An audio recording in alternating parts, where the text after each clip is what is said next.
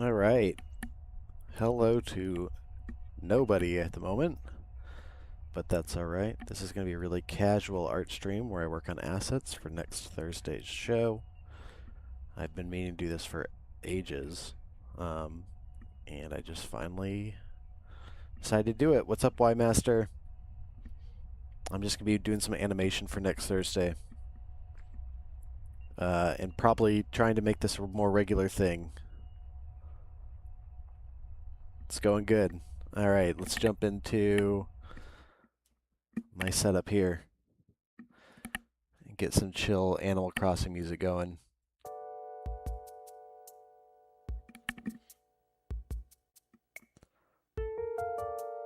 So you're too slow. You can see how messed up all my... Oh, I'm gonna fix that. How messed up all my project files are. Organization's not my strong suit. What's up, Rachel K? Hell yeah, Big Sleep. That's awesome. That was kind of my hope. I'm not really a big Twitch streamer either, but the hope was that do something a little different. This is Toon Boom Harmony, which is kind of the industry standard for 2D animation. And, oh shit, what am I doing? Push the wrong button.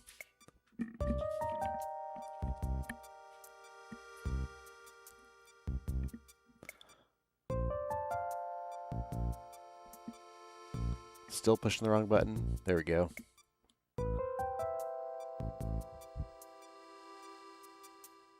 Yeah, so actually I'll show you the whole... This is such a mess, but I'll show you.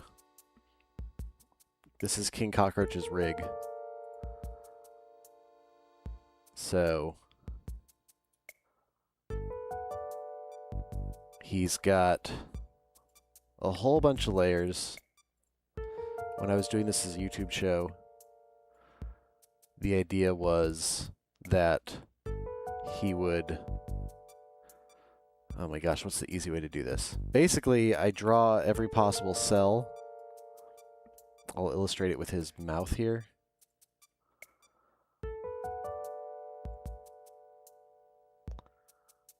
So he's got a neutral mouth and a happy mouth. And then if I open up the library here, I don't know how well you can all see this. But this is his full library of mouths here. And they get all assigned a name. And then the idea is that it's really easy for me to swap out animation quickly. Still took, I don't know, those YouTube shorts, the planning is the difficult part. Once they're ready to go, it probably takes 2 days to animate, so not too bad. But I'd always wanted to do this as a stream first. And so once we got that working, I kind of lost interest in the YouTube shorts. But so his head's the most complicated part. Body, really easy. It's really just... Well, that's not the right body.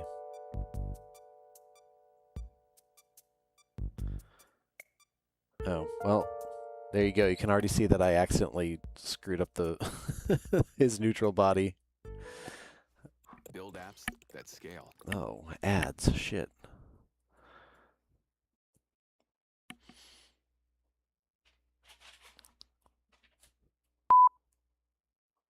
Thanks for the bleep. What's up, Ernest?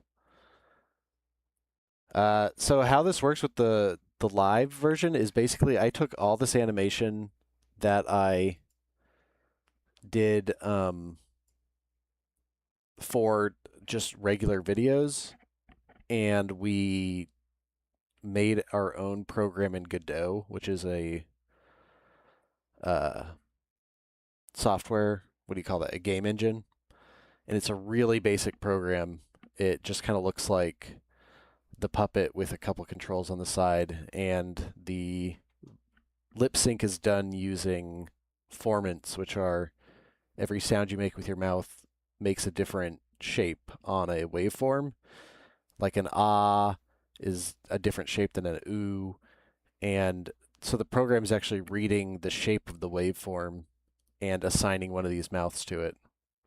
That was definitely the hardest thing to figure out. Where's his arms? All right, here's his arms for you. He's good. This file's super messed up though. Otherwise, I'd run you through it. But I've just been adding on to it. So like, he's got his guitar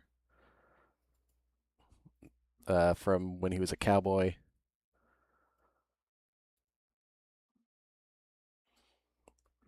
Where is all that?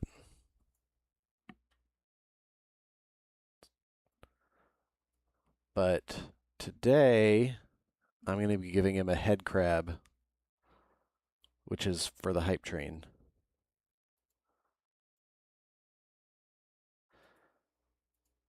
And if you haven't played Half-Life, the head crabs are those little things that look like raw turkey that jump around and they jump on your head. And they make zombies, which we never got to see because of all of our technical difficulties. But I've got my rough head crab here, I think. No? Shit. Well, this is what I get for not doing layers with proper names.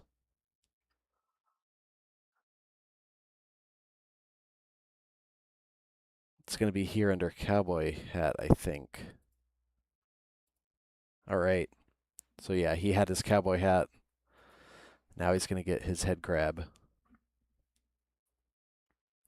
That's true. No, I always start off strong. I always have really good layers and all that at the beginning, and then at some point I just abandon it. Although if I was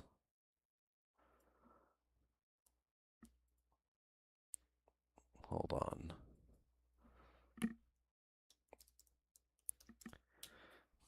I think if I was working on a actual production, I'd be a little bit better with layer names just because I hate getting messy files from other people. So I've already drawn my rough head crab. That's what this black is here.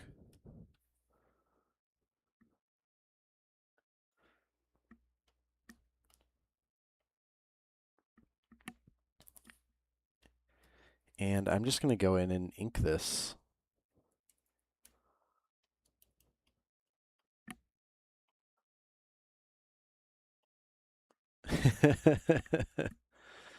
What's up, Brave Doodle?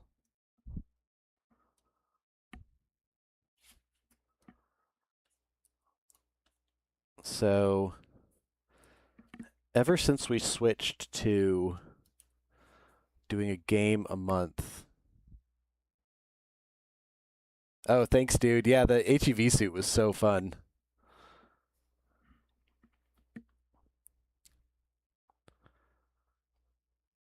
So, ever since we switched to doing one game a month, it's allowed us to do a lot more custom things for the game, knowing that we get to use it 5 times instead of once, which is what we were doing before. And I guess I've really fixated on making the hype train themed to every game that we play.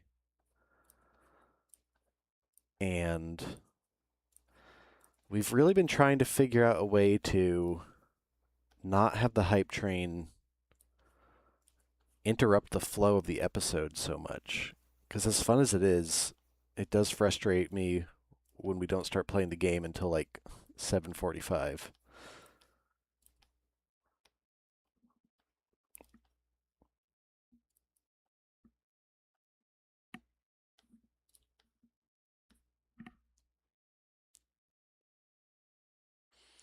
Thanks, Dubword. Which friends are you talking about? His big grande friends?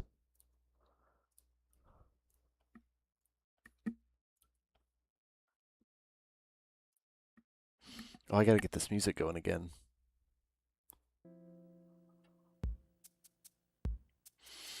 How far advanced do you plan and start artwork for the next game?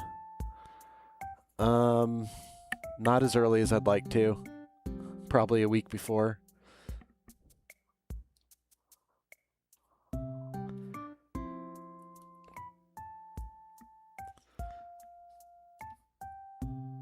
It's been really hard to, unlike a podcast, guests have to be on our schedule at all times.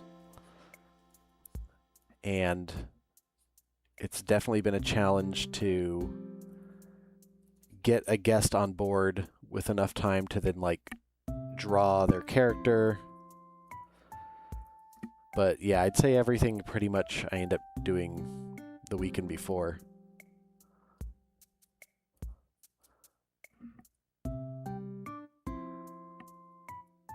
Skyrim's on the list for sure. We did a Skyrim episode where he was getting shown the castle by a rat realtor, which was Zachary Sigelko, I think. And that episode was really fun.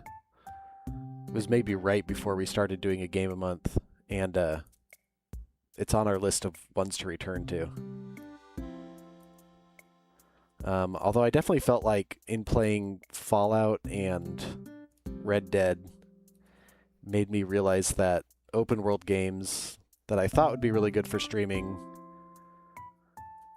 you actually end up spending a whole lot of time just walking around and not seeing anything fun. Oh my god, I gotta figure out some music without ads here.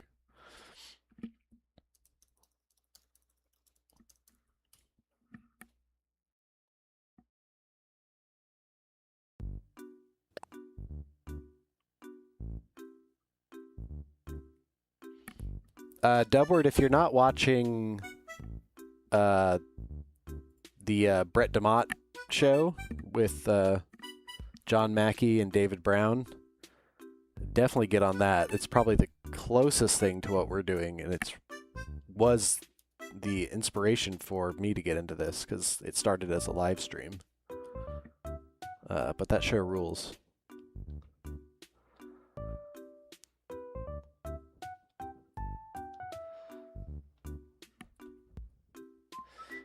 Is Dan actually this bad at games, or does he play it for the stream?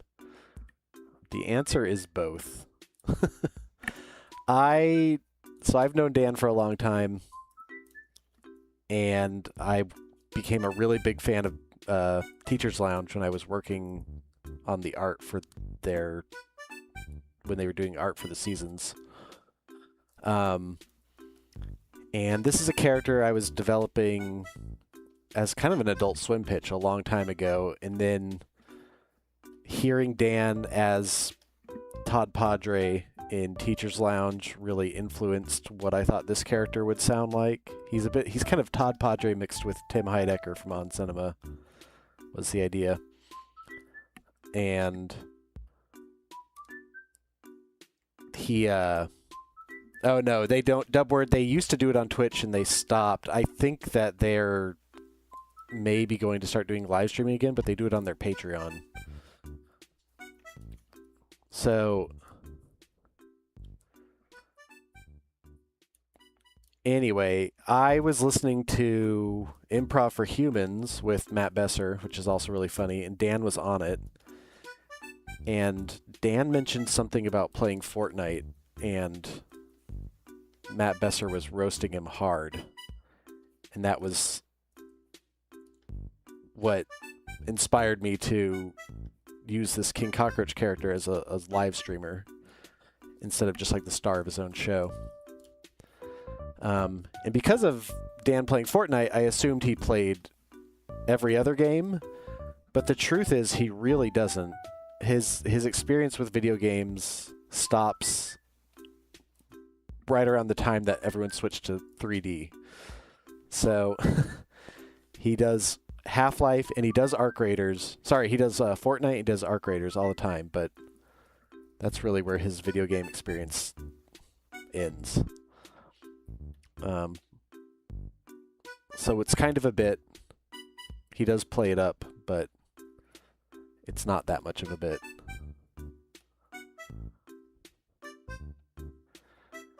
And I actually love Fortnite, so no shade on Dan for that.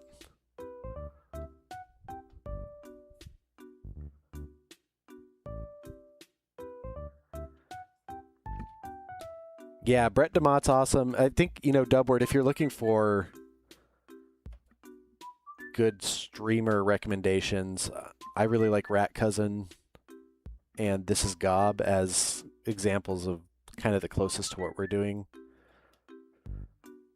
Shiny Doggy's thing is really cool too, even though her vibe is a lot more wholesome than ours. I like the idea of these like Twitch worlds that you can visit.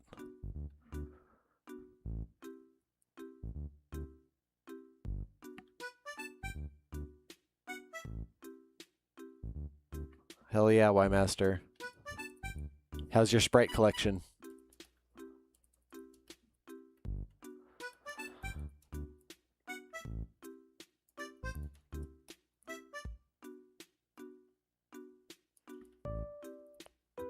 All right. So another big thing with this show that's been really good for me is I just like waste my fucking time on things that don't matter. And I used to do a weekly comic strip for my college newspaper, and I really liked the fact that you just had to sort of shit out whatever you could in a week and then move on for the next week. So that was another inspiration here, is it's like, do what you can, try things out. If they don't work, move on. And that's been really fun, developing just what kind of bits we do, what the lore of the world is. Trying to introduce more chaos into the equation for sure.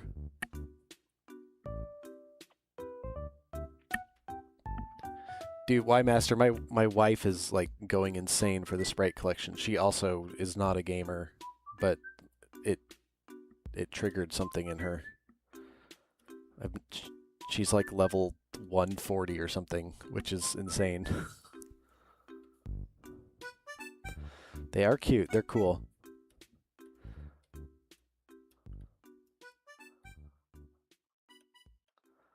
I definitely think if I could have anything with King Cockroach, it'd be getting him in Fortnite. That would be how I know I made it. Alright, so we got this guy up here. I'm going to check these mouths just to make sure there's not tangents, which are like where the lines connect in a way that makes them look like one line. So this is his neutral mouth. And I like the way it falls behind the claws there.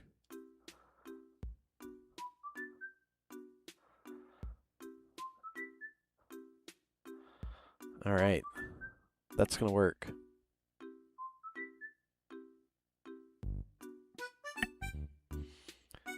Steampunk, going good. I'm drawing on a Cintiq 22 HD, which is like a big monitor you can draw on. Level 240, damn. I'm impressed. My one friend I always play with is way higher level than me. It makes all our matchups really hard. High Tops 5, yeah, I did. I worked on MODOK in 2019. I was the storyboard supervisor, and actually I liked the show a lot, and I liked the experience of working on it, which it's kind of rare for those two things to overlap. But yeah, that show was awesome. I was really bummed we didn't get to do more, but, it was part of that. I guess they were trying to make it a Marvel adult animated cinematic universe, TV universe called The Offenders. So it was us, Hitmonkey, Howard the Duck, and some cheetah girl. I don't know. I'm not a big superhero person. But they kind of canceled that idea right when we started making MODOK. So I think that doomed MODOK to be forgotten. The Howard the Duck show was being done by, I don't know who exactly, but some of the people who made Aqua Teen Hunger Force.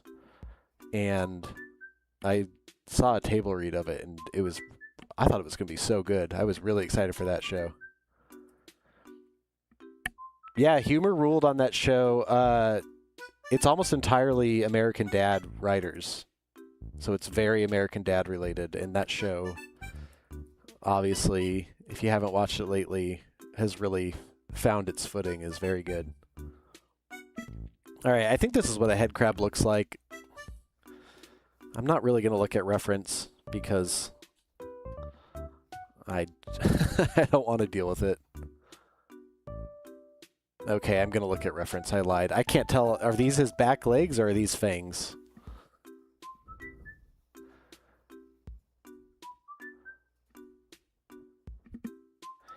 Head crab.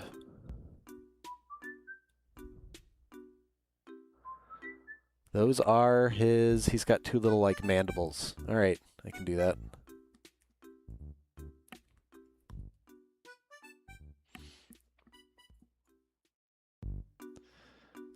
Oh, I gotta fix those. I shouldn't have looked.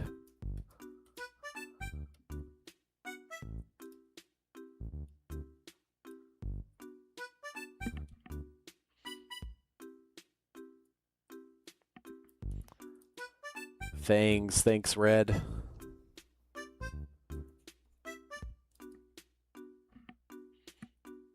But they kind of have like a... They're fleshy, right? These fangs?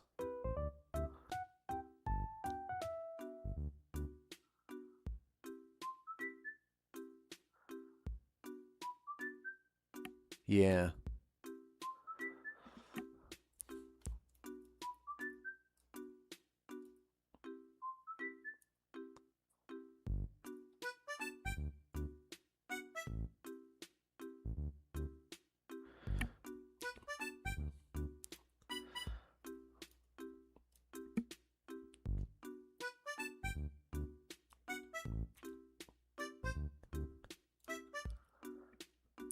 Red, you're the expert. Is this an improvement, or should I go back to the way they were?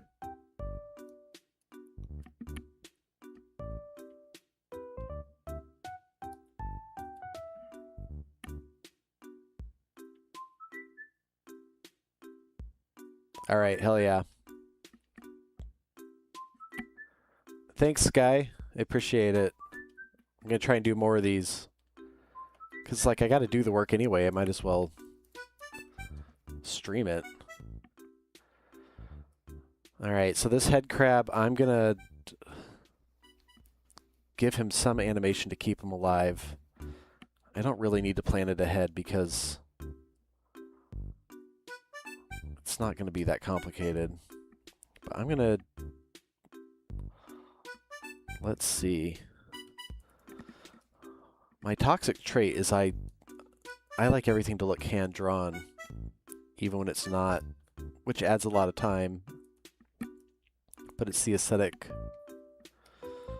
I think looks best. So I'm debating, do I want to redraw this every time? Maybe I think what I'm going to do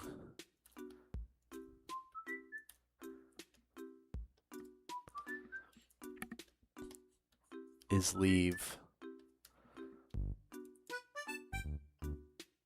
treat whatever this weird front part is like it's a thing.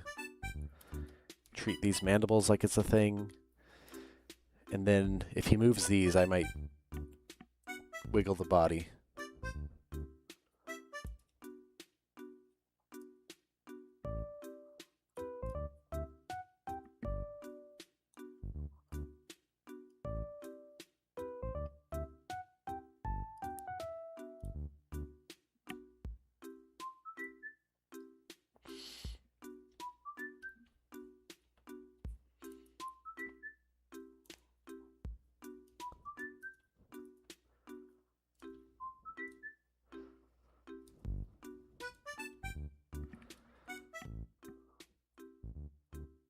So what I know for sure is that I want this head crab on him during the hype trains.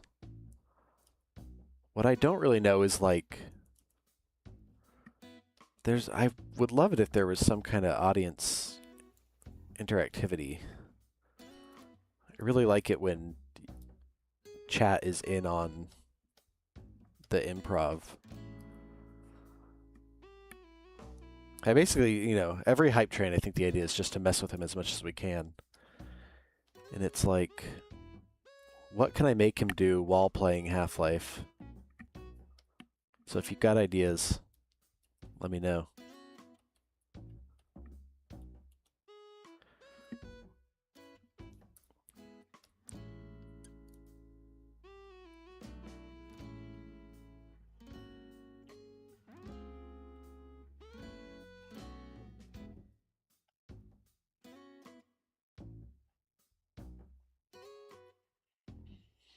Good enough. I just need to tell myself good enough and move on.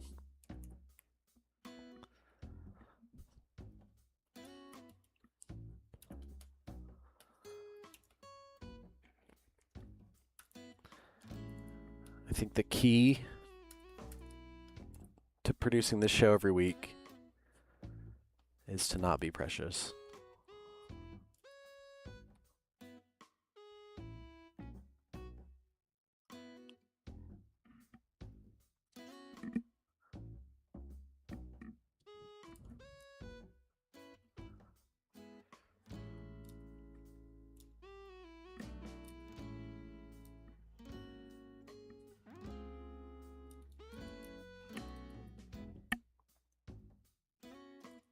Thanks, Venture.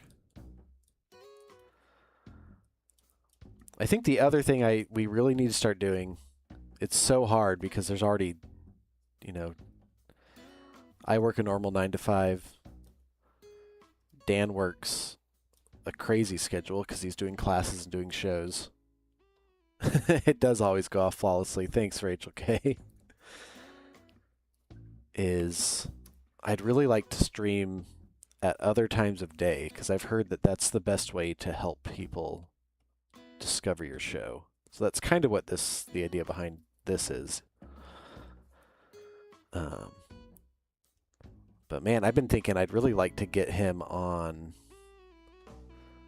like, I've got that Star Fox remake.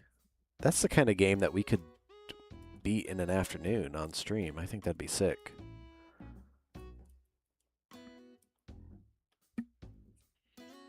Kind of do these one-offs that are just more traditional gameplay, less show stuff. All right, so I've got these mandibles opening.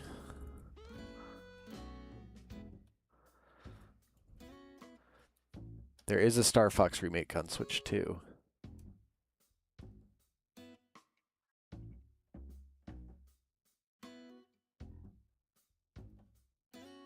Yeah, Frank, this is so Intern Red is, I guess, I don't know, maybe we should go more behind the scenes. The show is basically 3 of us. It's myself as generally blue behind the scenes doing the art.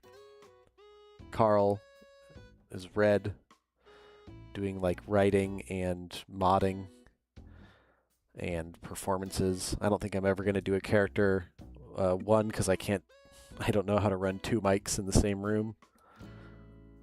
And then Dan, of course. So it's like a 3-person job every week. And then we've got a couple people who've done, our painted backgrounds were Dan Elson. Our theme song is Casey Trela. But they're not involved week to week.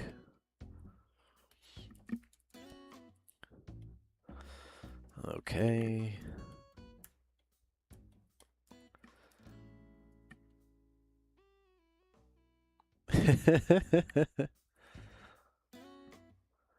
Originally, I was going to be so serious about maintaining canon, not breaking. Yeah, Jim Ether, of course, did the Godot programs, so we could not have done this without Jim. And it's so sick that he's involved with this at all. But he was trying to learn Godot, and I thought this would be an easy thing, kind of an easy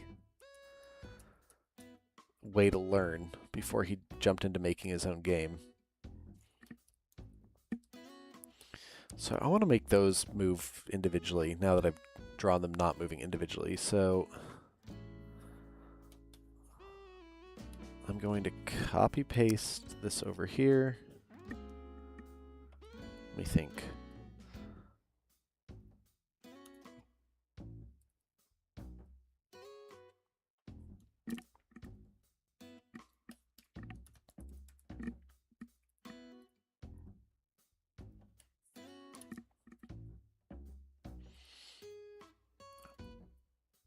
I was talking to Rat Cousin too, and he was the one who was really like, audiences like it when you go bring him behind the curtain. So I was like, all right, we'll do more of that. And I do like to hear Casey talk about UCB stories and that kind of thing, even though it doesn't really make any sense.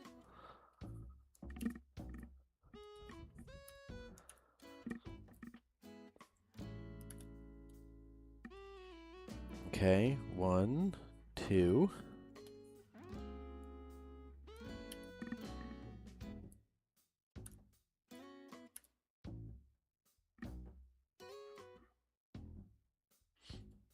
Thanks, dude.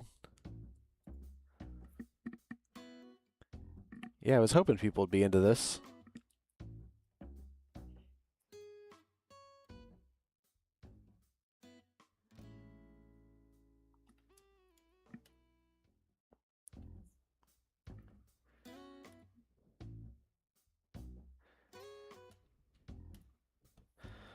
I don't know.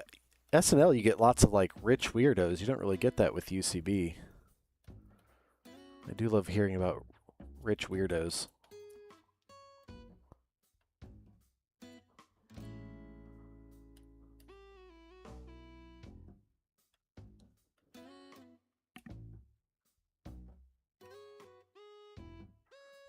Thanks, Big Sleep. Appreciate that.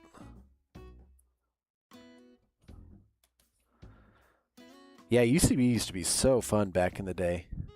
Like when I first moved to LA, it was probably already once it was mainstream, but now we've got the Elysian here. I feel like filling that hole in the LA comedy scene. And the Elysian is sick.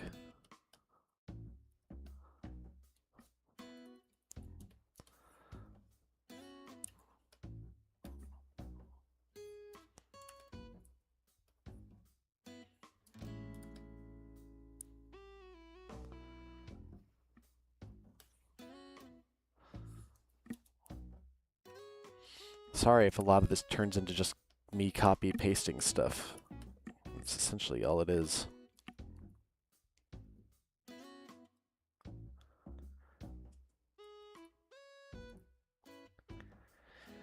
You know what I'm gonna do? I need to be smarter about my layers.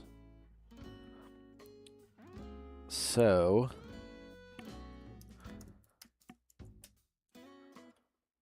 I think those main legs are going to become their own layer.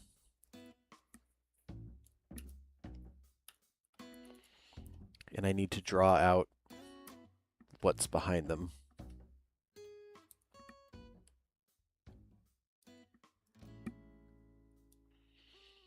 Which probably looks something like that. Setting streams, copy paste streams. Maybe when we try and fix our audio, that can be a our first full setting stream. That being said, you wouldn't be able to hear anything, so.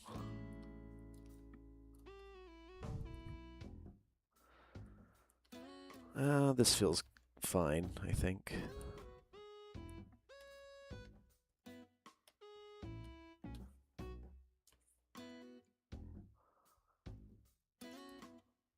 Oops.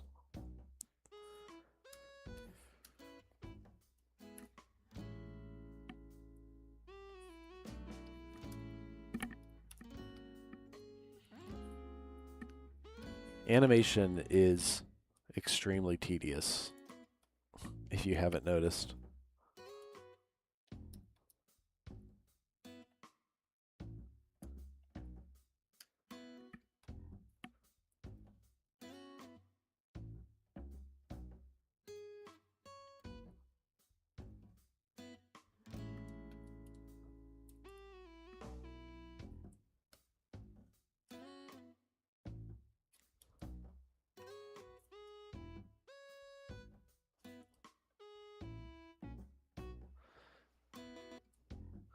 High Tops 5, a little bit of both.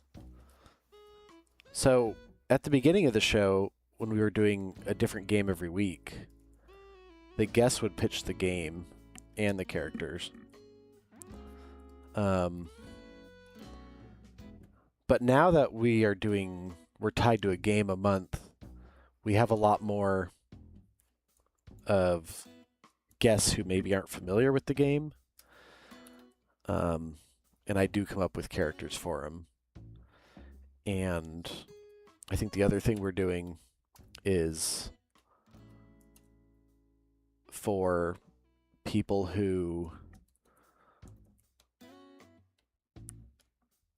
don't know the game, we're introducing a lot more characters that just live in Casey's universe.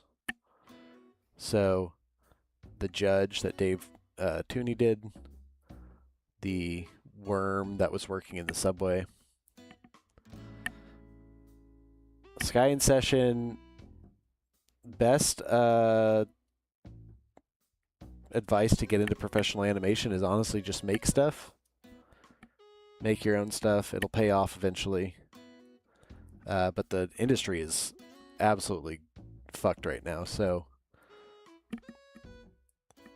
it's not not a really good time to be getting in. But I always tell people it was a really bad time when I broke in too. It was like right after the 2008 recession, and it worked out. So you don't get to choose when you're ready to break in, so you might as well just give it a shot. Dave was so good as the judge. I'd really like to bring that guy back. I think that's the cool thing about the characters that live in our world is they could come back for any context. Like having Lil Pill come back for Resident Evil. That kind of thing. And honestly, it'll save myself a lot of headache if I have a well of existing characters that we can keep returning to.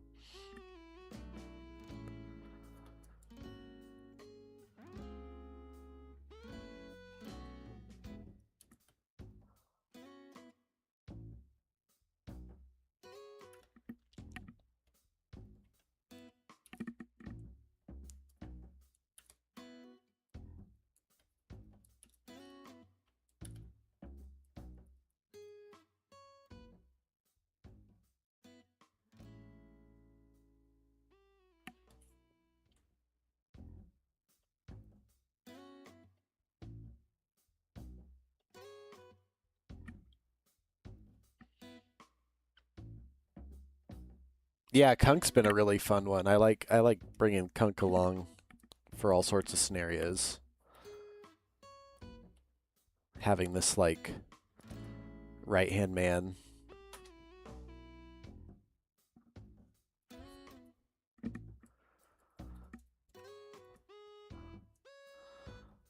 All right, I'm so close here to getting this part done.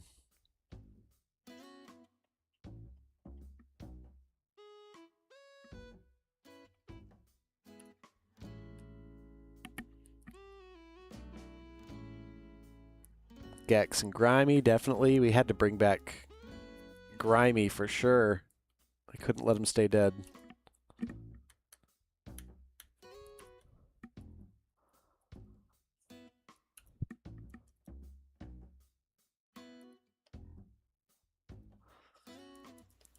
All right.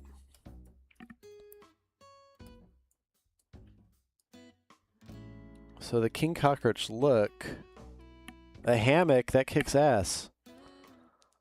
I have some trees around my place, and I finally bought a hammock because there was a perfect spot for it. I used to think about it all the time.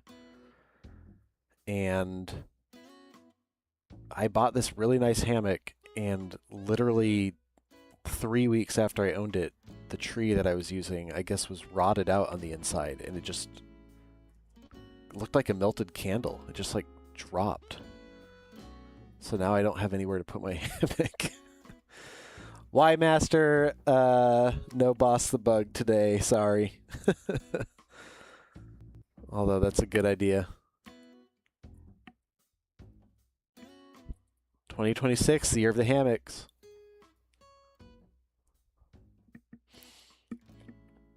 All right, so I've got these mandibles opening at separate times. I think that's going to look really good. Oh, I don't love the way that doesn't really rotate correctly. Hold on.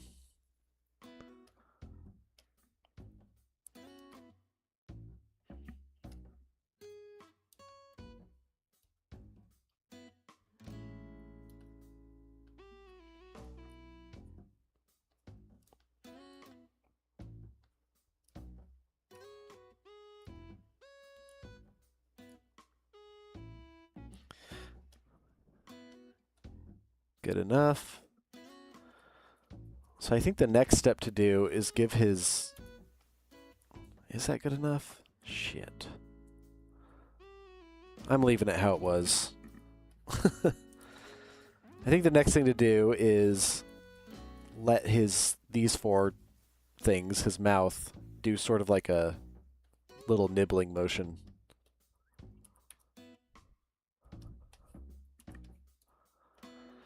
So I'm going to do one for each head.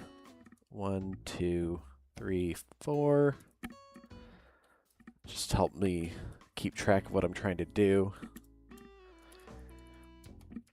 I want to keep it real subtle, so...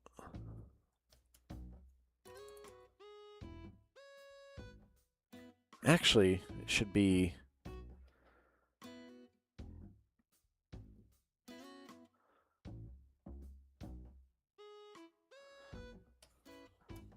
I don't think it should be 1, 2, 3, 4. I think it should be just like a kind of sucking motion.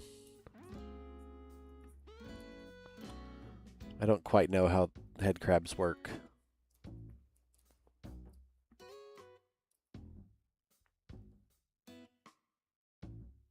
Although I'm excited for us to get into all that stuff on Thursday.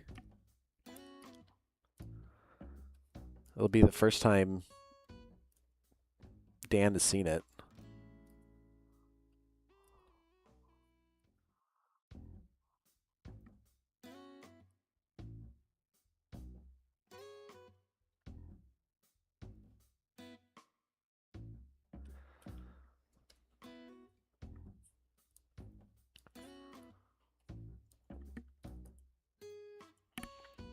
All right.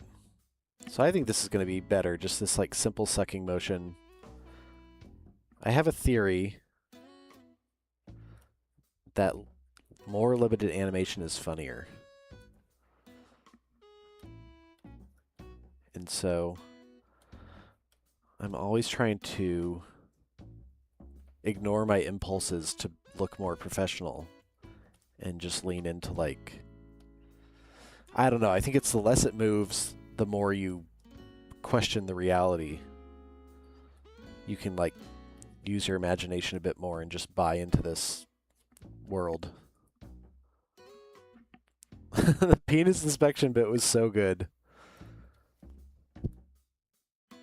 He really took that suggestion from Darwin and ran with it. And then, what was that moment where he met the scientists and they said something about the insertion method? It's too perfect.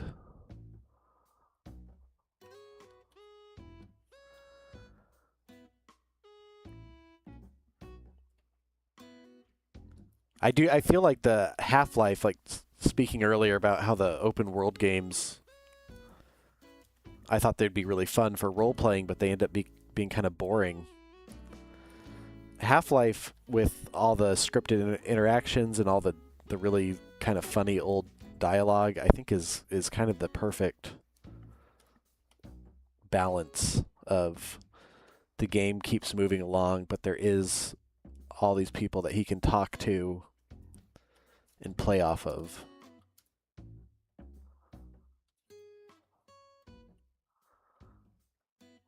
So trying to figure out more of that. I think trying to do more classic stuff too.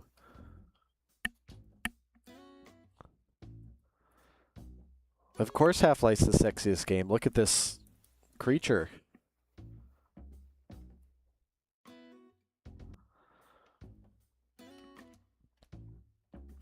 All right, so everything in the King Cockroach world has this rough texture to it. Oh wait, actually I can select across. So everything's got this rough texture down here, which is why I'm working in vector, which is a lot slower than non-vector.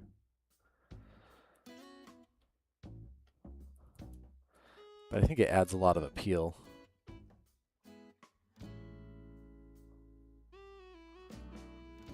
So that looks pretty good.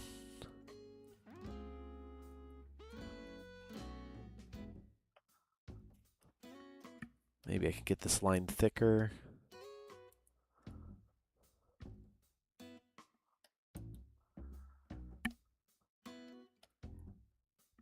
Oops.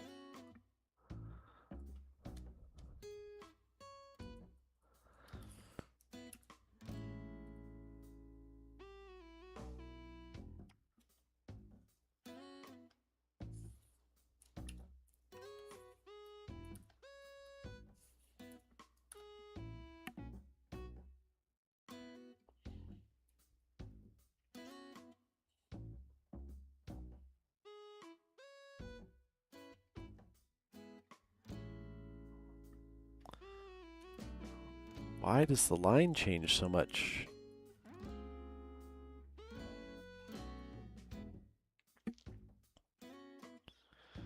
You know what? I'm just going to have to live with that.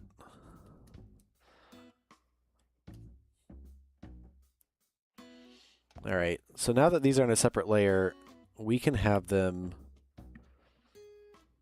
move independently of the body.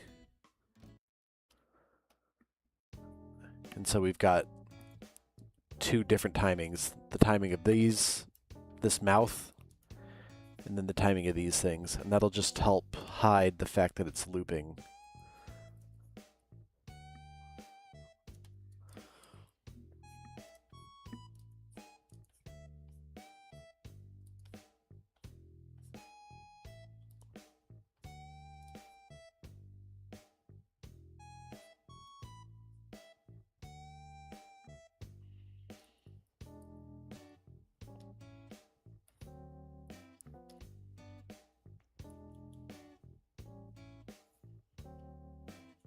And I gotta look at his body here and see if this complements it well.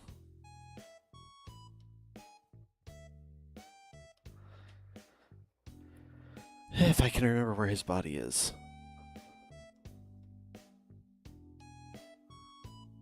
There it is.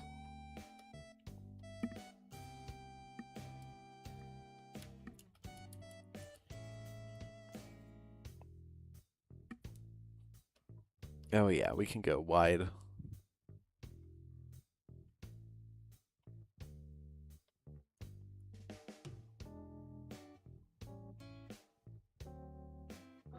I gotta turn that off though, because I can't see anything under it.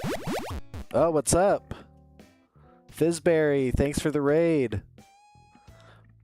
Hold on, I always fucking forget to do this. I'm gonna do it right now.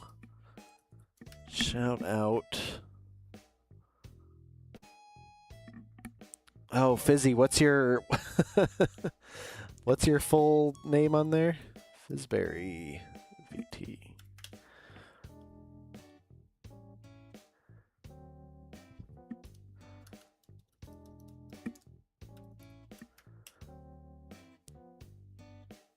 See if I did this correctly.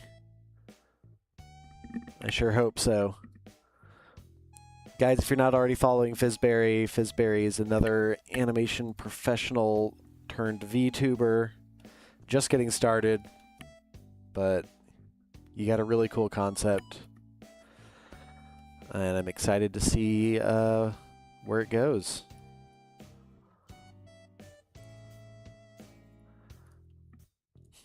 We're all pivoting to VTubing because there's no jobs anymore.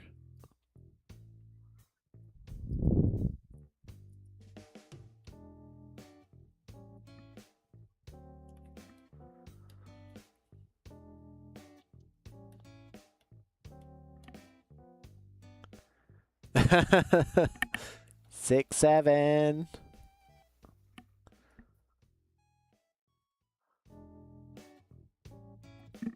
Where's my... Hold on. 6, 7. I think that's a nephew number. That's banned. Alright, Aquamice, Frick Brick. Hold on, I'm going to shout out everybody here. Crafty. Were you guys all streaming together? Holy cow.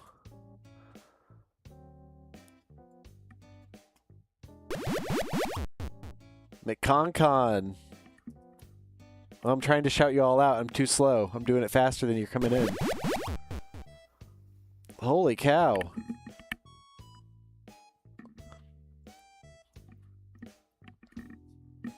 I appreciate it, guys. Check out all that bacon. So this channel, if you're new here, this is normally the channel of King Cockroach Live, which happens every Thursday night with King Cockroach, who is my boss. He's the king of the Evergreen Kingdom. He defeated the O'Malley brothers, and now he streams while he's researching new kingdoms to defeat and heroes to conquer. But today, it's just me making some art. We're currently playing Half-Life, and I really want to set it up so that a head crab can jump on his head and eat his brain. So that's what we're working on today, this head crab. Haven't been working for too long. We've got kind of this base where the mandibles go back and forth, and then I'm going to be doing a secondary action on these legs moving around. So that's where we're at.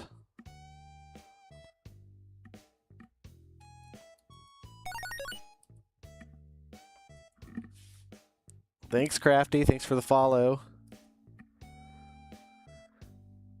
Does Casey have a 6-7 hand gesture? Not yet. It's... I've got a lot of things on the list. That is low. First, he needs to be able to point at something.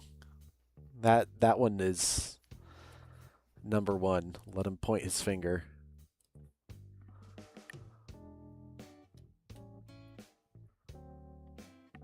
Hey, Bunny Boy. Thanks for the clip the other day. That one did really well on Instagram.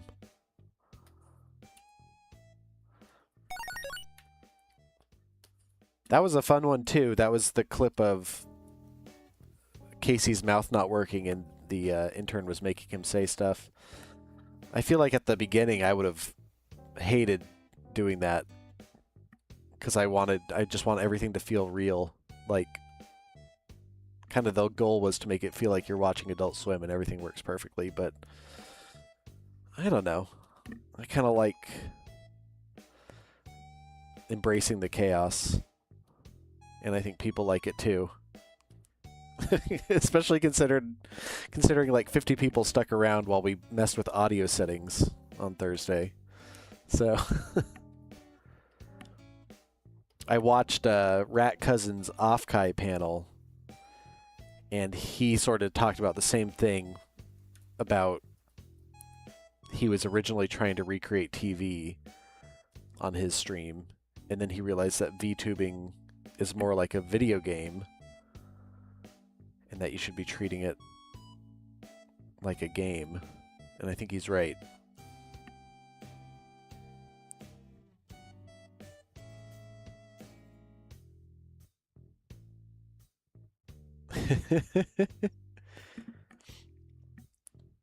Someday I'll have to bring a camera in to the room that we record and let people see what it looks like.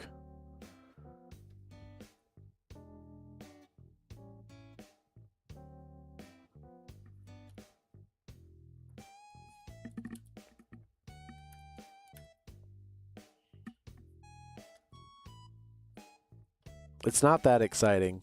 It's pretty cramped. There's a lot of wires. Lately it's been really hot. But if you watched Man Dog Pod, it's the same room where they recorded Man Dog up until recently. So you've seen it.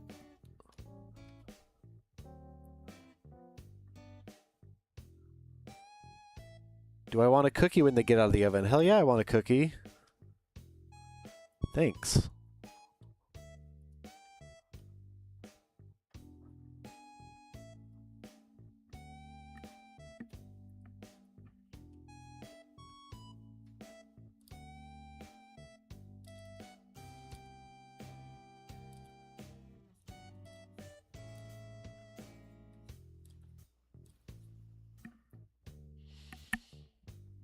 It's not at a studio. It is at Dan's place.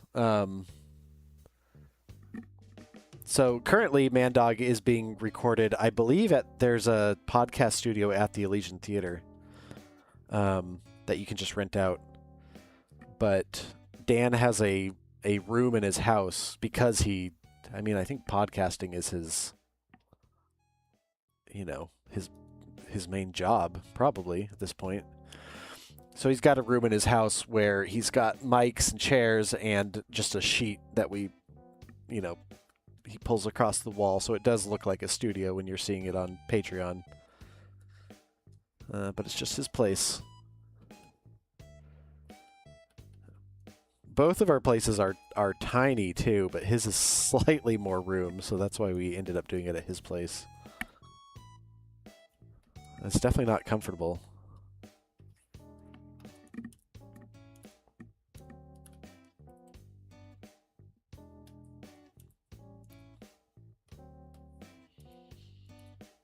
Okay. Not answering that one.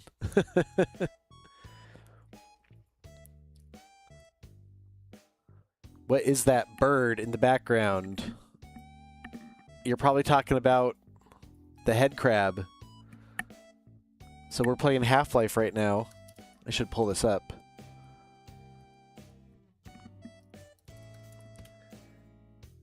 We're playing Half-Life, and so for King Cockroach, I made him I'll pull this up, an HEV suit, which is the suit that Gordon Freeman wears in the game. Get his arms on the screen. Yeah, so here's what he looks like in the game. I'll pull over some reference.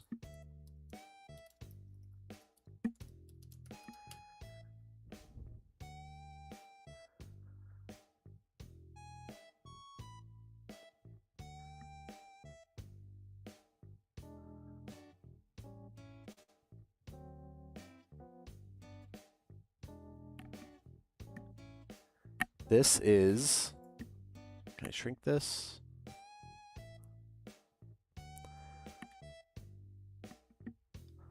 So that's the suit for reference that Gordon's wearing. And then this is what I'm drawing on top of his head right now. Head crab. Oh, that's the version I was drawing. Oh, I kind of want to fix that. Those like huge talons off of there are so much. I don't know. Those are cool. I might have to adjust that. But yeah, that's our head crab.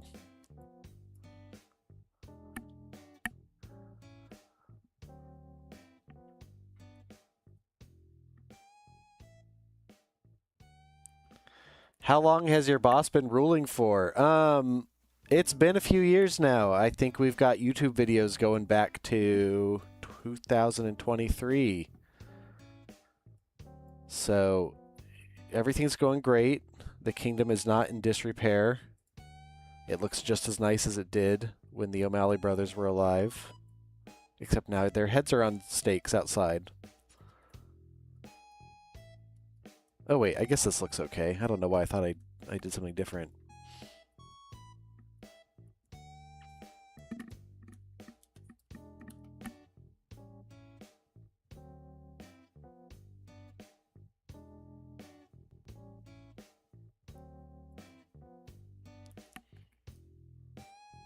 Stop motion is expensive. Do you do stop motion?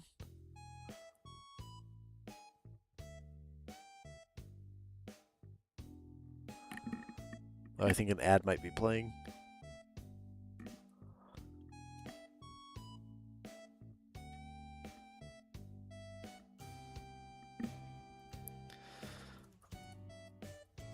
I kind of feel like I need to do some arm motions where this thing really claws into him a bit more.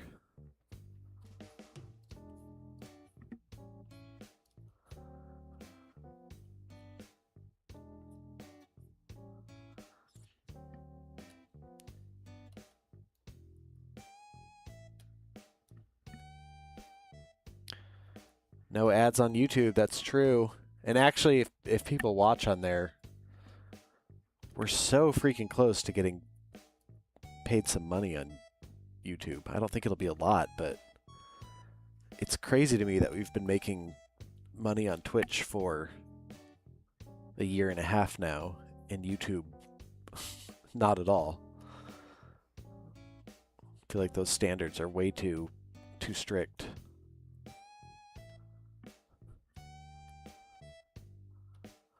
I remember, I mean, this is going to make me sound so old, like when YouTube first came out, and I posted cartoons up there and got like 1,000 views and thought, holy shit, 1,000 people watched this. That is wild.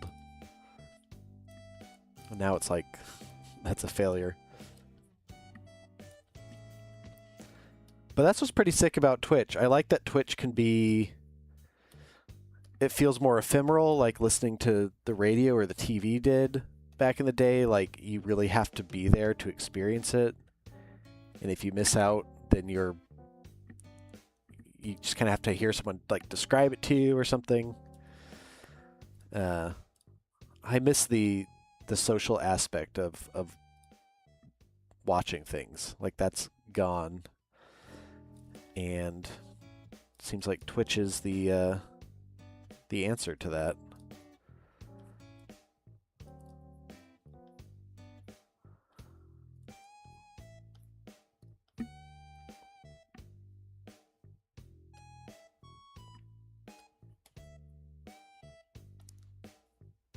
Like, for context, if anyone here used to buy like bootleg DVDs at anime conventions and stuff like that.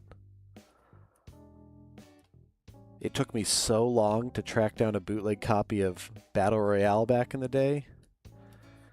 And I feel like that's part of the fun. Makes watching it a lot more satisfying.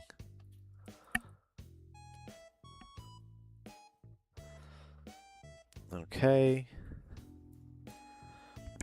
I think for this part where it pinches his head,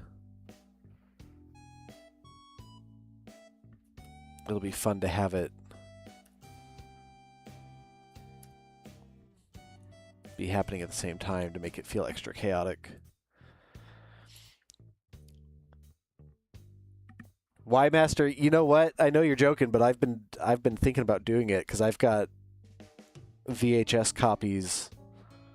Because there's VHS bootleggers is a big thing now. I've got VHS copies of a lot of the shows I've been working on.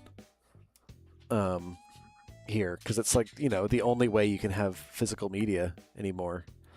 And I keep thinking about how sick it would be to make a VHS exclusive episode that we'd never stream. You'd have to get it on VHS and watch it on a VCR. Oh shit, that's the wrong tool.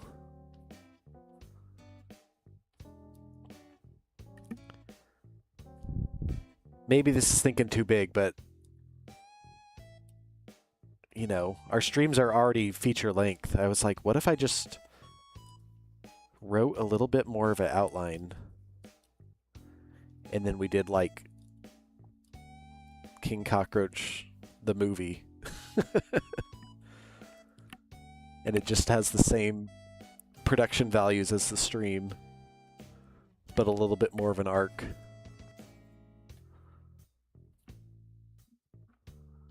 Yeah, Sky, I actually don't even have a VCR anymore. I held on to mine for way longer than most people because I had a huge skate video collection. But at a certain point, I just couldn't justify it. I was moving around. Didn't have a lot of space.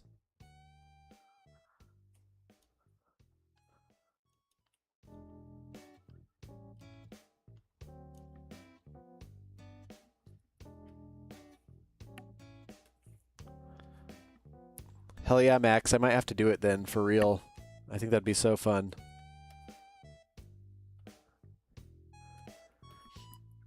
If we weren't doing it live, we could pre-record it and I could set up all these bits and bring in like every character that's ever been on the stream.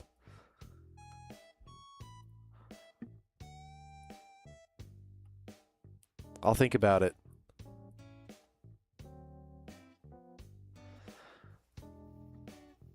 Y-Master, what do you want for KC merch? Only slightly edit out the audio issues. Yeah, there'll be a scene in there where he's fixing his mic.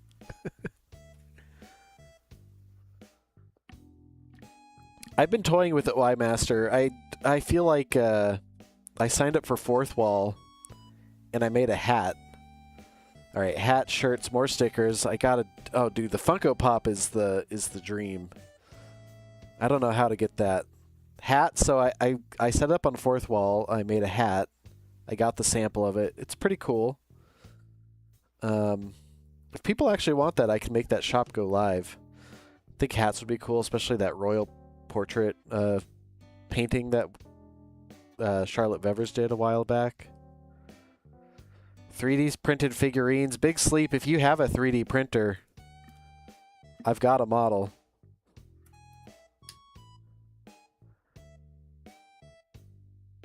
Intern Red actually printed out. It looks sick. So I know it works. All right, Y-Master, I'll think about it. Okay, so here's the question. What would you want on the hat? Because the one I made is the Bug Station logo. So it's, you know, that kind of angular.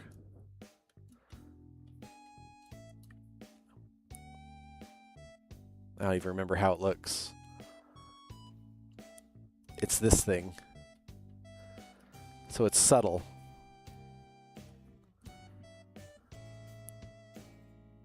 But kind of thinking maybe it should just be his head.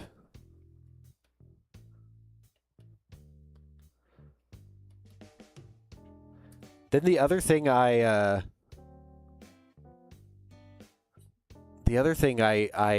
bought stuff for ages ago is I bought these metallic.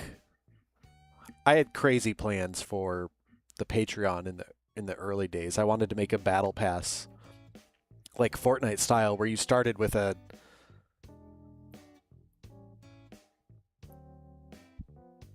Oh yeah, that's a good one. Okay, sweet. I'm taking a screenshot. Thanks for the ideas. Yeah, the original, my hope for the Patreon was you would get your own pupilling that would like represent you, and then like for every $10, say, that you donated, you would get to customize something on it. So like It's his eyes, his colors, his weapon. I drew everything out, and it was just gonna be so. Oh yeah, share that in Discord. That picture is really cool. Discord is free. Yeah, here, I got that for you too. I try to keep everything free at some point. Right now, everything's free because I'm trying to hit that target on YouTube.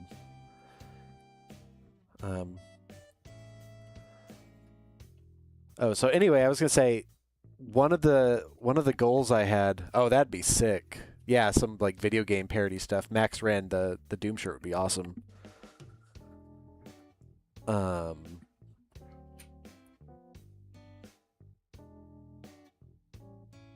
No, I was gonna say, so early on, I bought a bunch of metallic Nintendo 64 cartridges. They're like shiny silver, and I was gonna have those be like platinum trophies that I would mail out to people who donated the most money every year, with a custom sticker. And then maybe this is stupid of me, but I really wanted it to actually play something. And so I feel like I did what I always do, which is I just made it too complicated, and then it didn't go anywhere. But I still got those cartridges sitting here by my computer, so.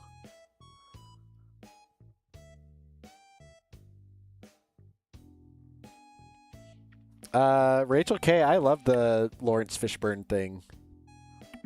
I'm glad that's going. Darvin's killing it with the hidden gems.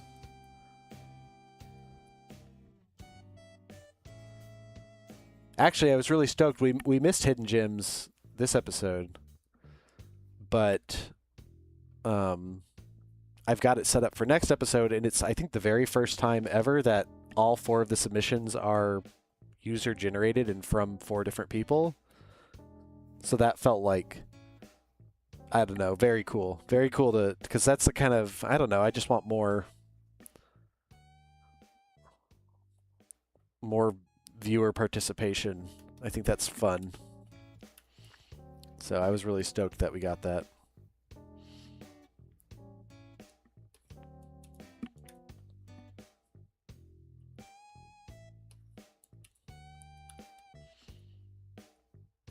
Oops.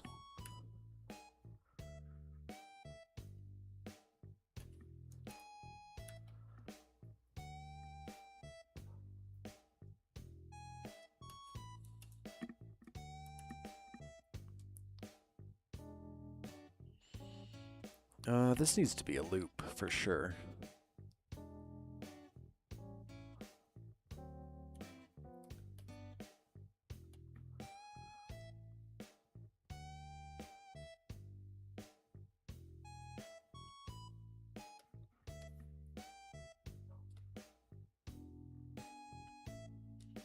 So how do I do that?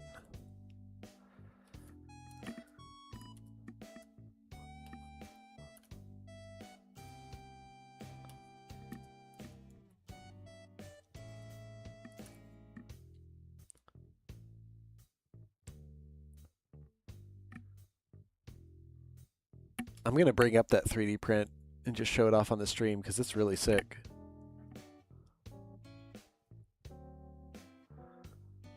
But you should all join the Discord. Check that out.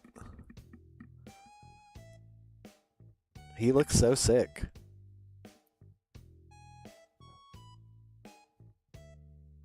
Yeah, I think it'd be cool as hell to like mass produce those and send them out to people.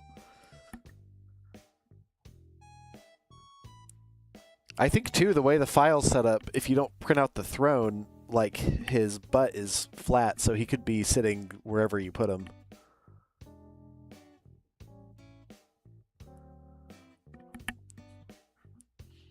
But yeah, I'm a big fan.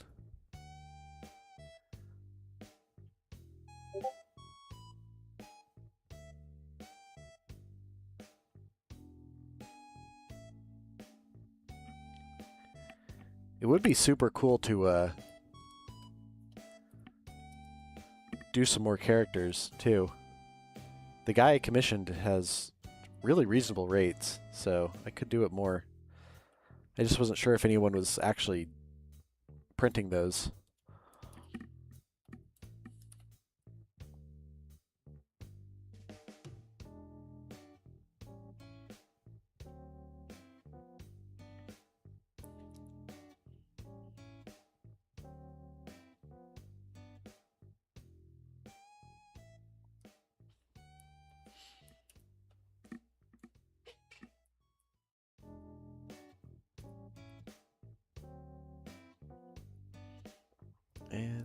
In.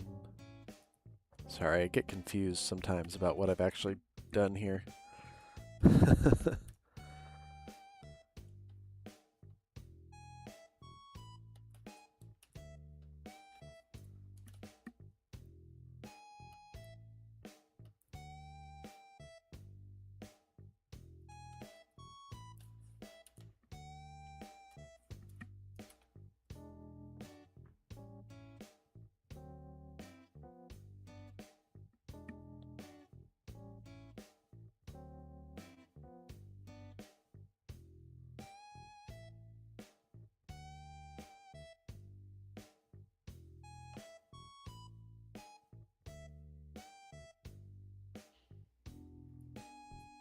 Why, Master, you thinking like the controller sits on him somehow? That'd be sick.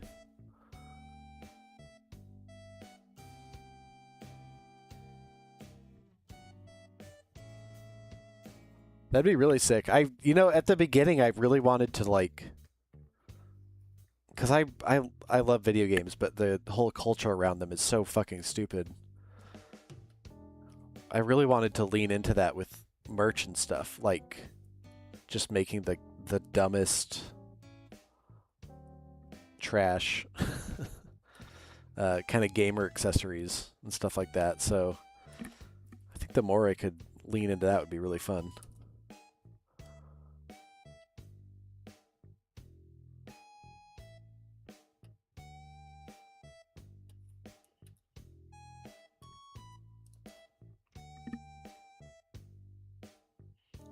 Okay, I think I've got the loop working.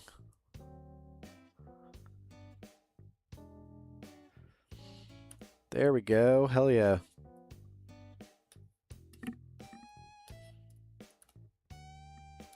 Okay.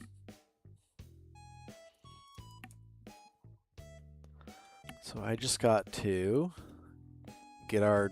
Oh, holy shit. I should save. Get that texture on our legs.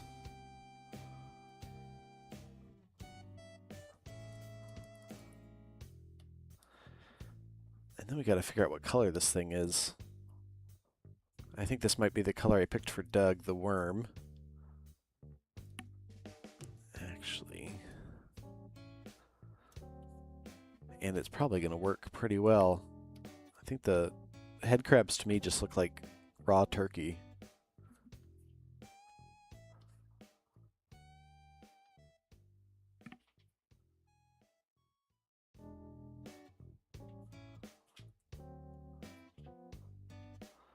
I like dumb trash too, Y-Master. I have too much of it.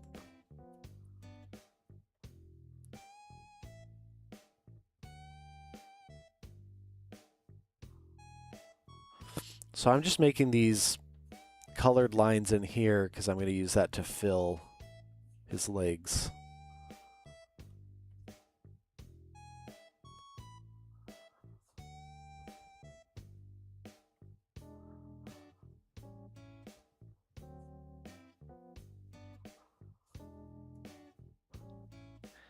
And I'm going to hope that I don't regret this color choice.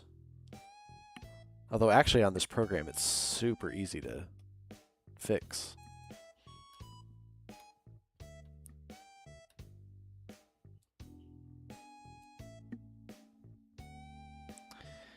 Yeah. Looking good.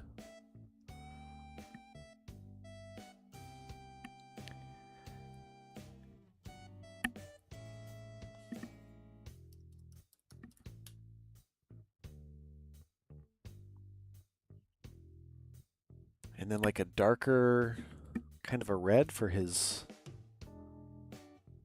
claws there.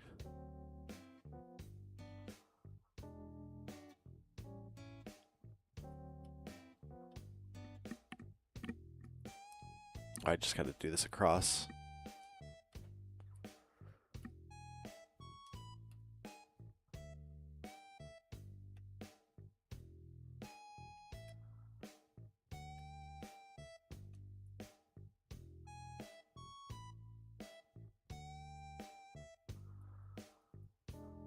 All right, all right.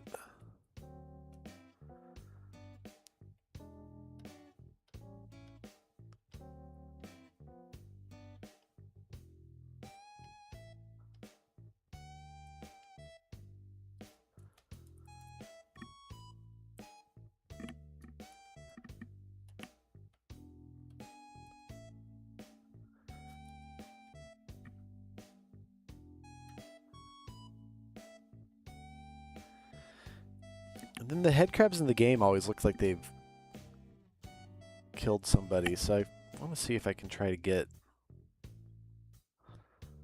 some kind of like bloody texture on them. It's going to be really hard to do with these tools. And I really don't want to open this up in Photoshop or anything.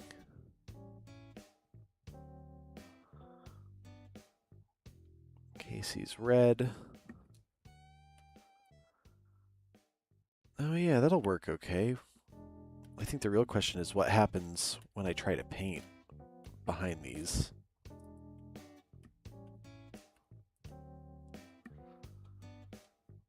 So this will be like a test.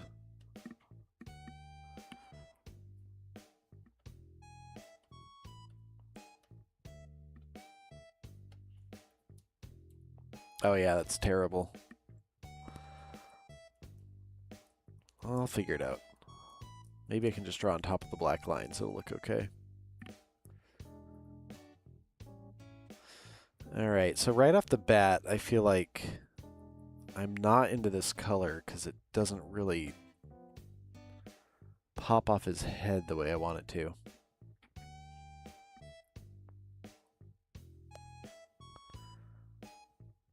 Let's see what it looks like with the suit.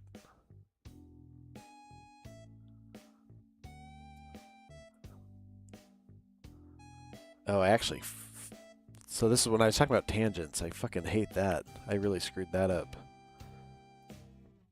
see if there's anything I can do about that.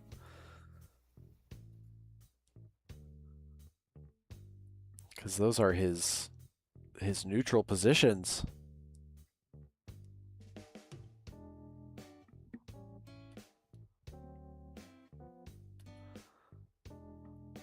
I agree. We definitely got to get some brain matter on there.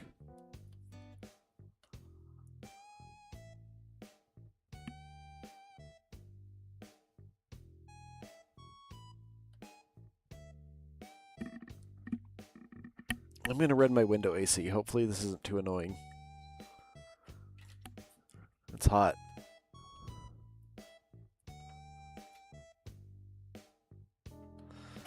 Okay, so I fixed this fang issue. I'll just have to go in and make sure it's consistent.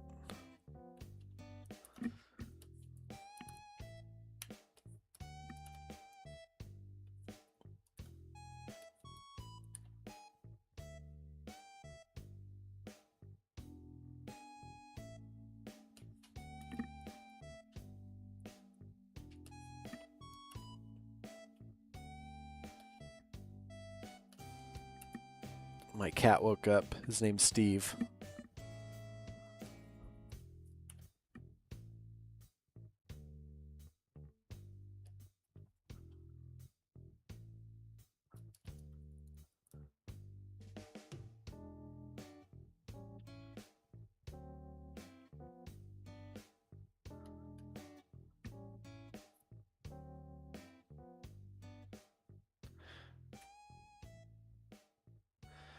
Dude, Steve woke me up at like 6 a.m. this morning for no reason. And then he immediately went to sleep.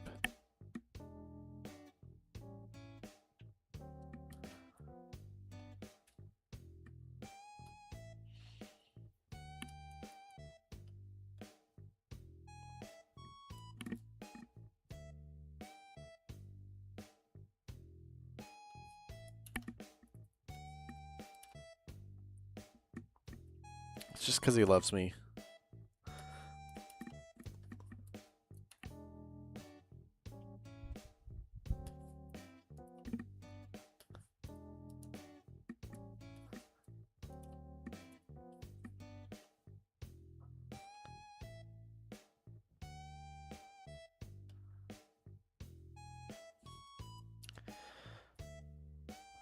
Okay. Tangent fixed.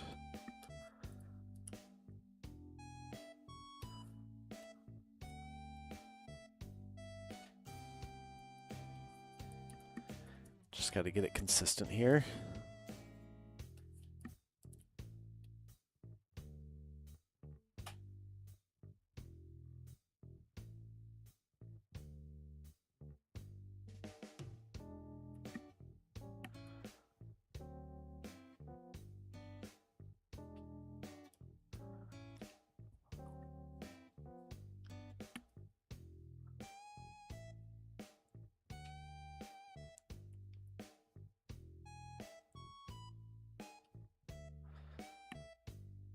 Get that HEV suit extended so I can reference it.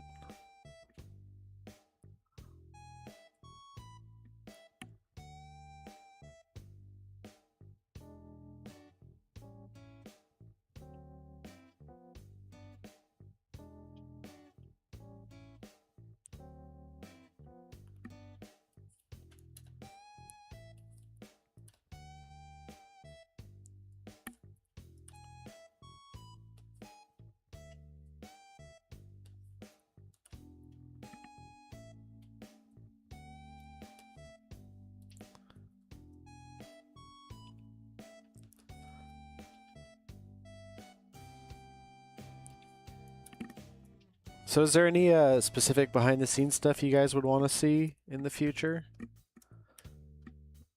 How things work?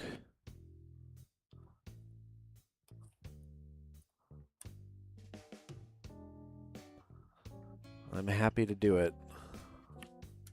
If I can.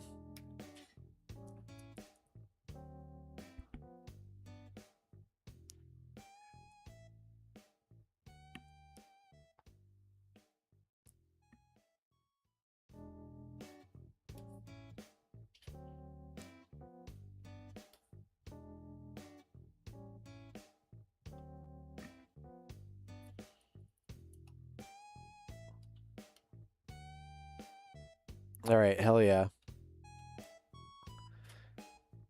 Yeah, I need to like you know, part of me was like I don't want to spoil the surprise of whatever we've got coming up on the stream, but I need to let go of that, I think.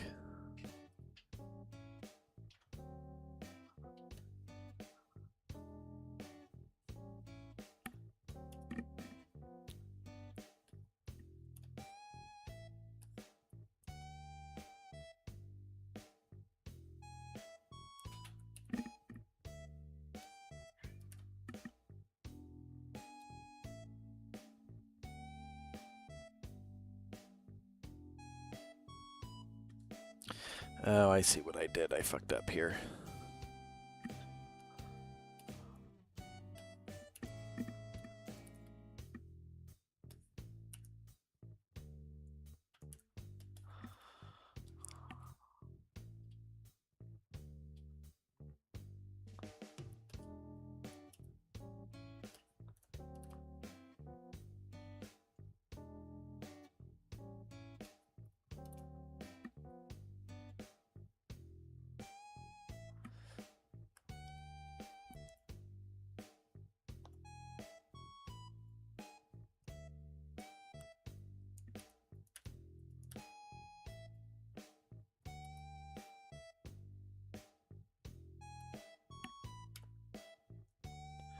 And then in the program, I'm going to mask out his antenna and crown, so that's why I'm not dealing with that now. All right, this looks pretty good. I want to change the colors of these claws to make them easier to read.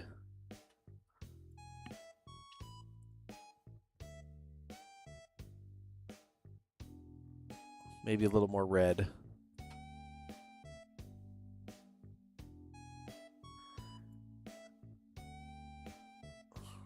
not. Maybe more blue.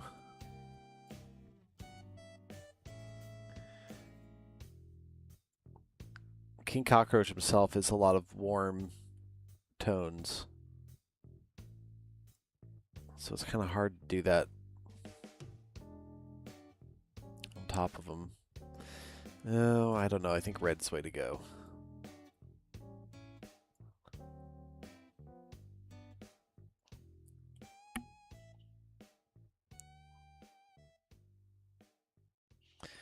And then whoever said brain matter, I agree.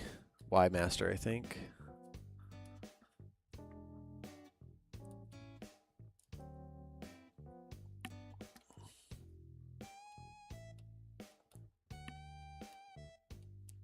I feel like in the game they're very grimy.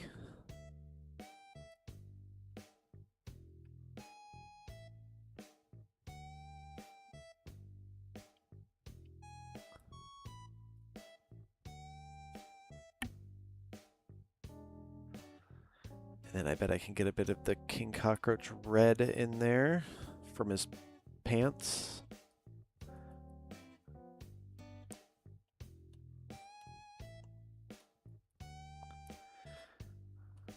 That looks okay-ish.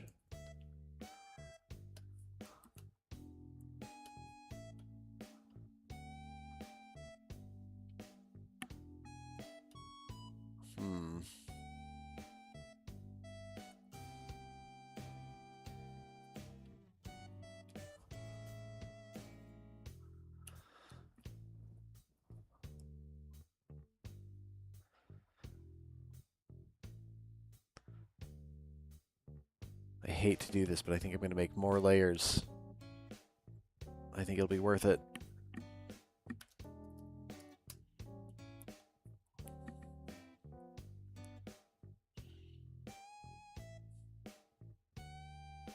That's going to be the blood, and this is going to be his fill. There's probably a smarter way to do this, but I'm basically going to grab his color layer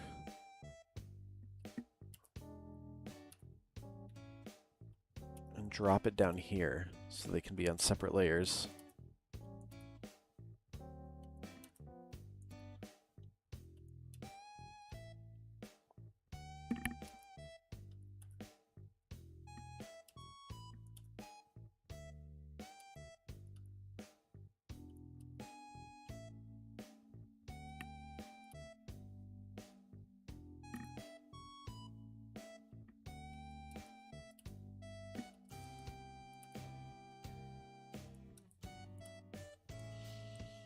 Alright, and then I'm going to take this bloody mess we made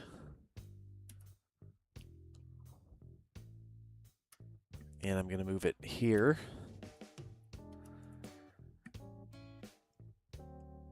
And then I got to get his...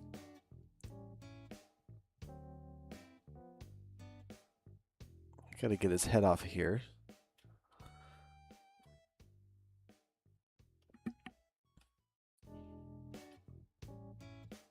And I just got to paint out any spill here.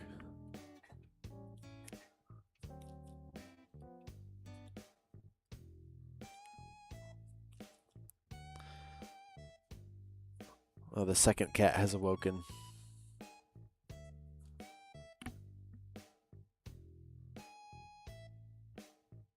Guest character from the ground up, definitely something I want to do, High Tops 5. I just saw that.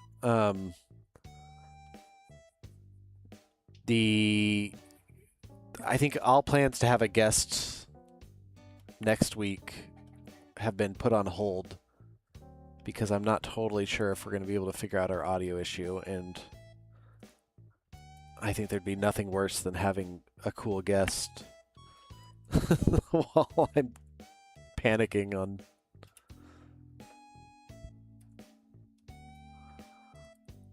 how to get the mics to work. Second cat is not named Jobs. Second cat is named Scout. They are not really themed beyond both having the letter S.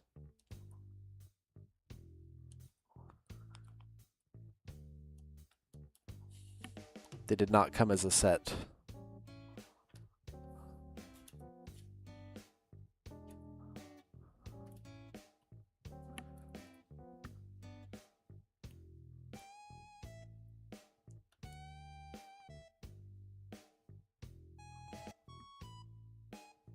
There's something I love about a cat with a human name, though.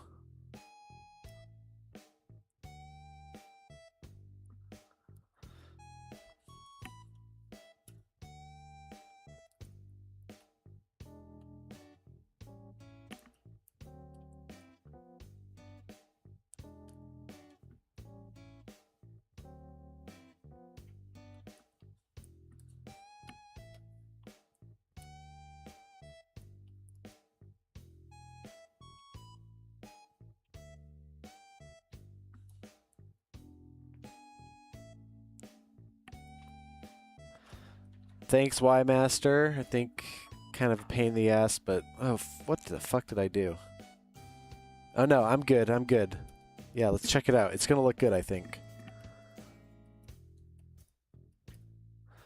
Just gotta remove this all here.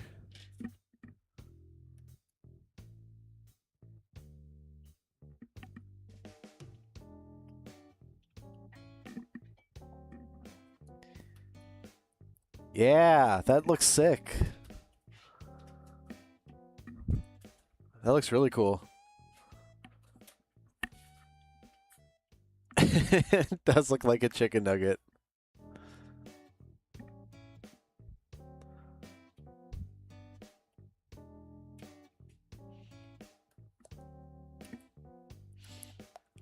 I do like how gross they look.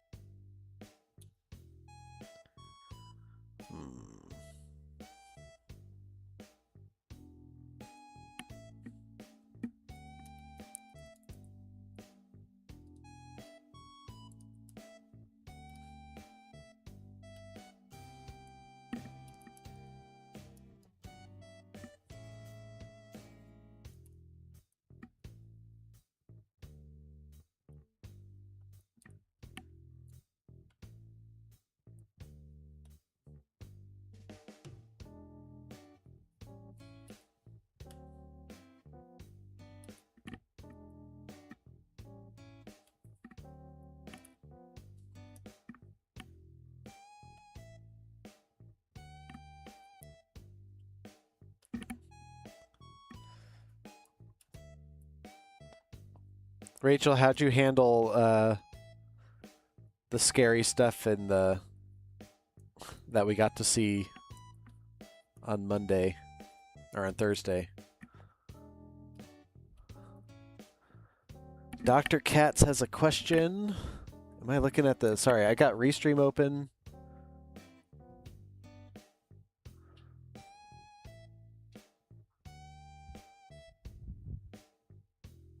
Oh, another behind the scenes. Sorry, I've totally not been keeping up. Rachel said, are the Gex quotes real? Yes, they are 100% pulled from the game. In the month that we did Shadow quotes, those were all real too. For Resident Evil, there was a moment where I pulled a ton of Wesker quotes, which are also really funny, but very... out of context, they all sound really racist because he's just talking about genetic superiority. Which I guess tracks with his personality. But his voice actor in 5 is incredible. He sounds so funny.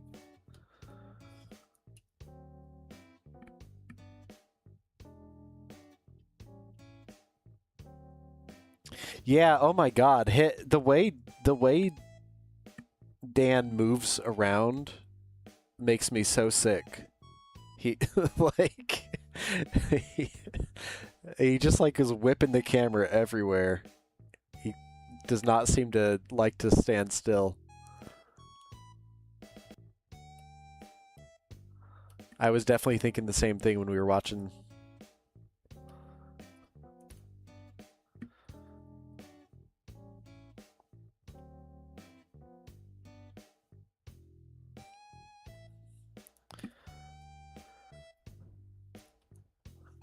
Oh man, this is giving me such a headache.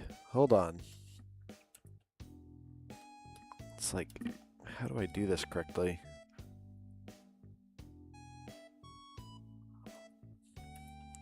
Maybe like this.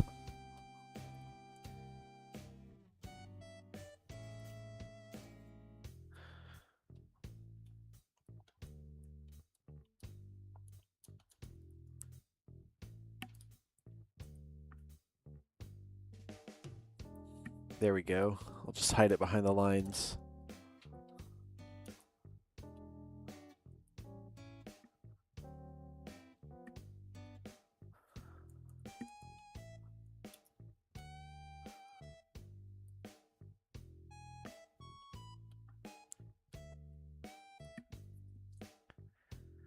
No, this trying to figure out how to make this blood work is giving me a headache.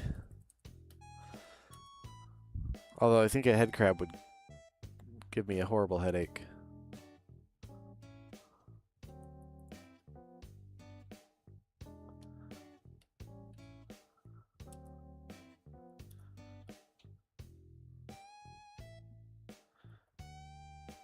There we go. Okay. Kind of fixed it.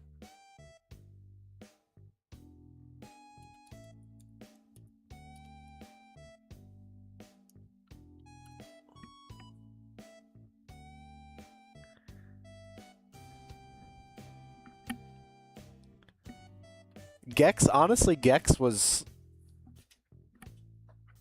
so like I didn't think that the character would be that fun, but writing that opening monologue for him on that episode where he dropped into the throne, it's like there's something so enjoyable about writing for a character whose whole thing is just that he's a hack. I really enjoyed it.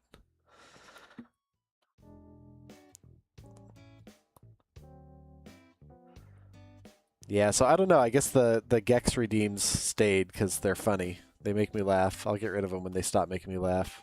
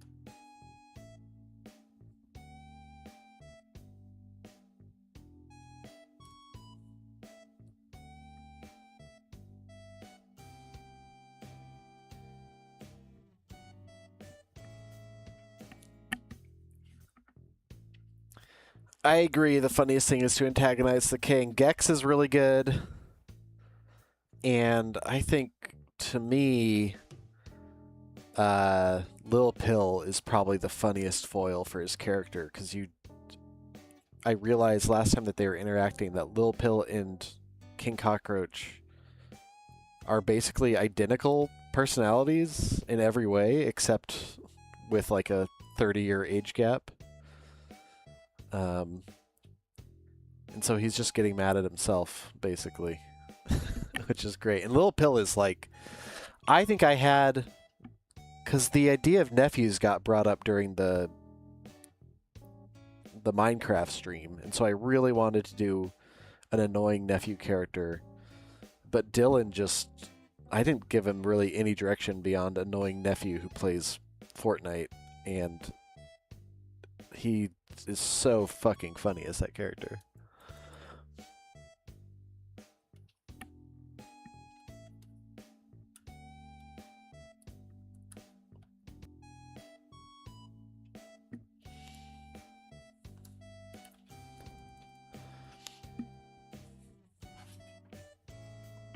All right.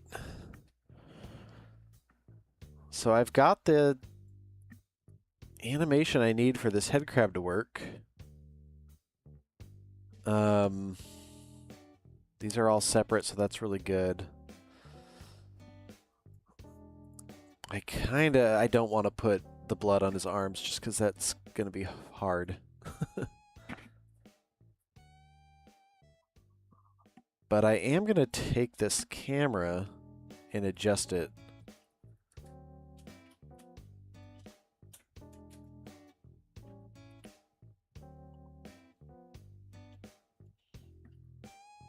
And hope I don't screw this up.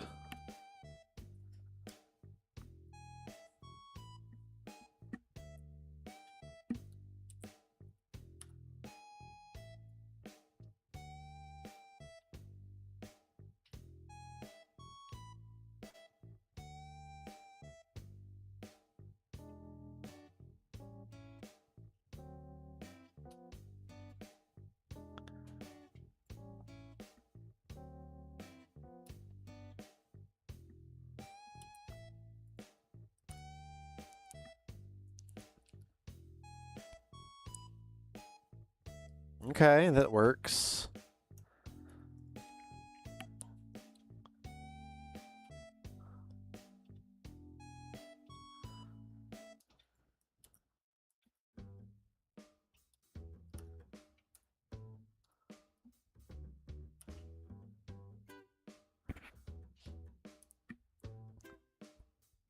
Thanks, Nilbog. I appreciate it.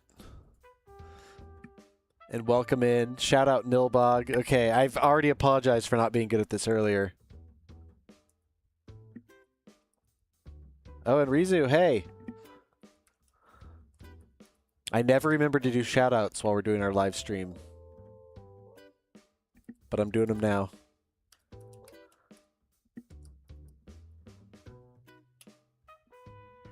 A couple more VTubers for you to check out.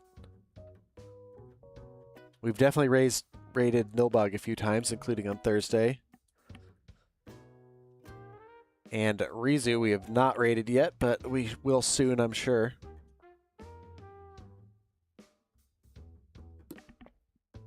Yeah, Harmony. Harmony stream.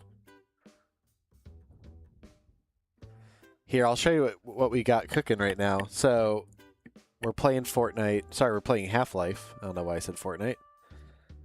And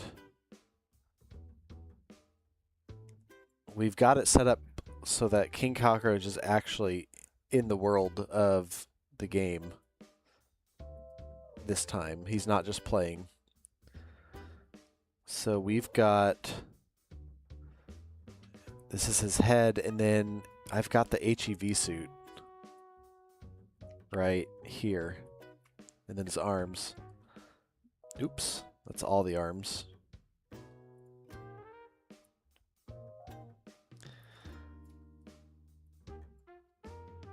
So he actually, like, is wearing the suit in the game, which I'm pretty stoked about. And now we're building a crab for him to have to fight off during hype trains. The big question is what else happens when there's a crab on his head. I really want some kind of viewer interactive element. And I think it might be spamming head crabs across his screen if I can figure out how to make that work. And yeah, Nilbog, was happy to send you that raid. Love that you're playing Resident Evil 6. That one's on my list too. To try and get King Cockroach in.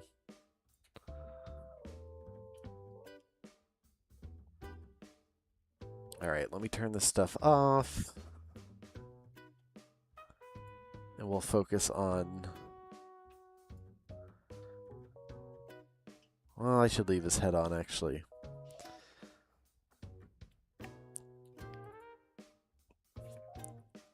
So I would really like this head crab to jump into the frame.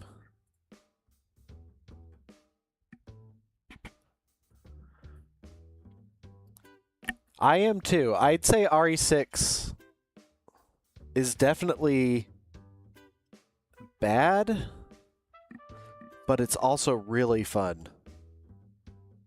And it does let you do, like, seeing bioweapons being used on the battlefield, even though it is pretty much just like a cover shooter, is really awesome lore-wise. And the multiplayer co-op is so much fun. I've mentioned this off stream, but I would love to get maybe a whole month where King Cockroach does multiplayer co-op in RE6, maybe with Dr. Grimy or something like that.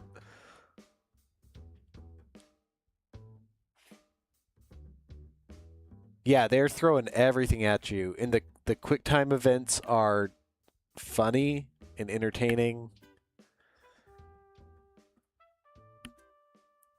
Big fan. Big fan. Really excited for the new movie.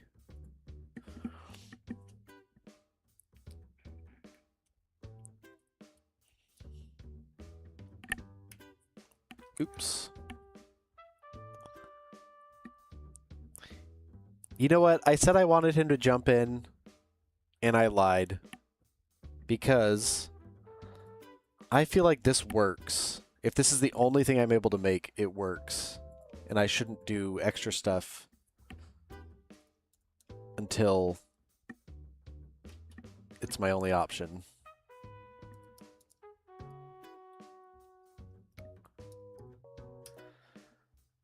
But what I can do is I think the play here is to let people summon the head crab during the raid train, hype train. So, where did I just put that?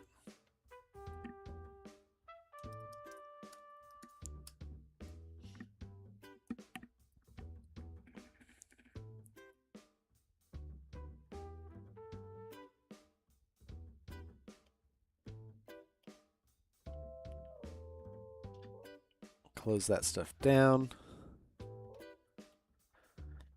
And I think we're just going to draw like a head crab that can latch itself onto the screen. And I'm probably going to draw this a lot simpler. Like a cartoon version of a head crab.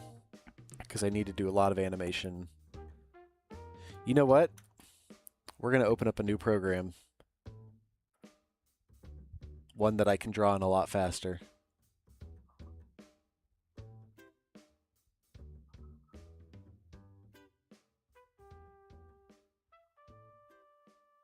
Yeah, give me a second though.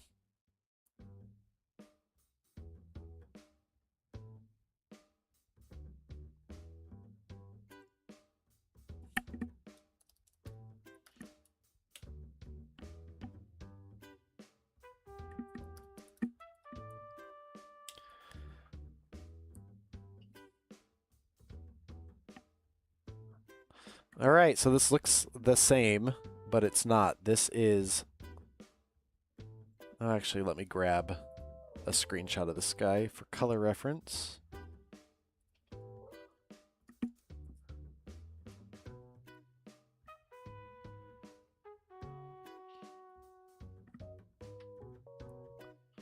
So this is Storyboard Pro.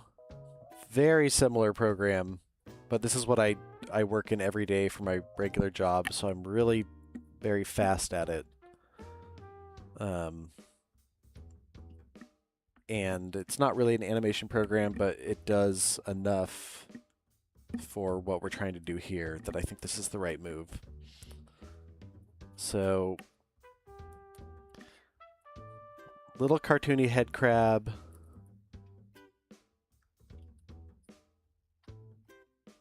Probably a shape like that. I feel like it needs to scamper in,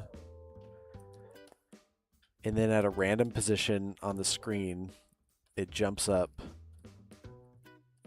and it just like latches.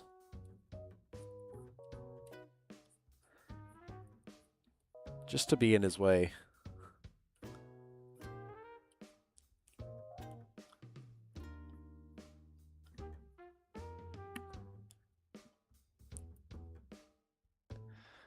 Oh, Nilbog, I had no idea. He says I can copy paste from Harmony right into Storyboard Pro. That's probably true.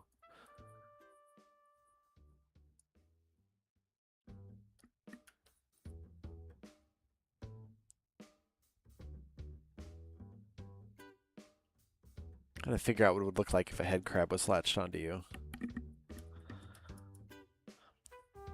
I was also maybe a little high yesterday, and I was like, should I make a head crab twerking? And I think the answer is yes. Ari, what's up? Ari confirms it. Hey, Ari. I can't shout. Ari's over on YouTube. I can't shout out Ari, but Ari is Gooby the Penguin, friend of the show, and an incredible animator. Everyone should follow Ari.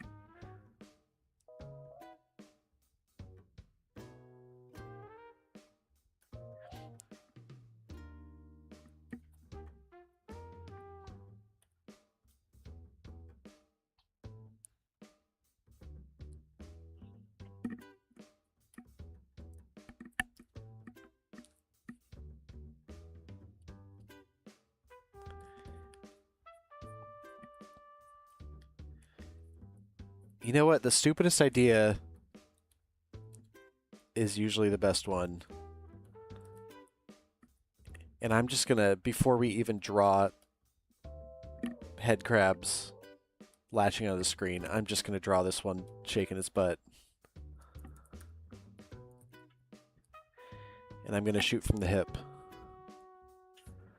Which means one layer.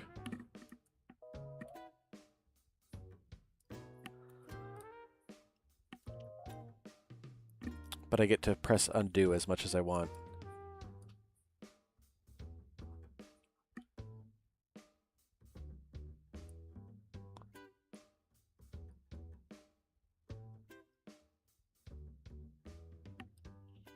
Okay, I lied. I'm not going to shoot straight from the hip. I'm going to do this blue version first. And then we'll get it figured out.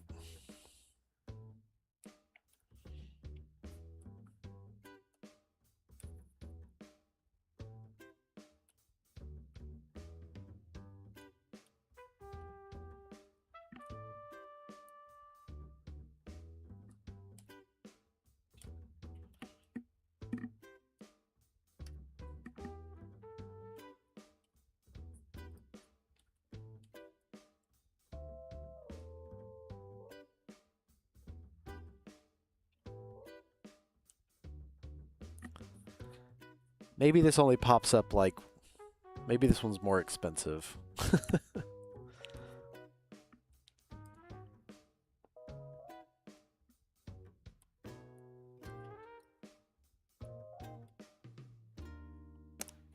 This is also going to be a killer emote. Used across every Twitch channel.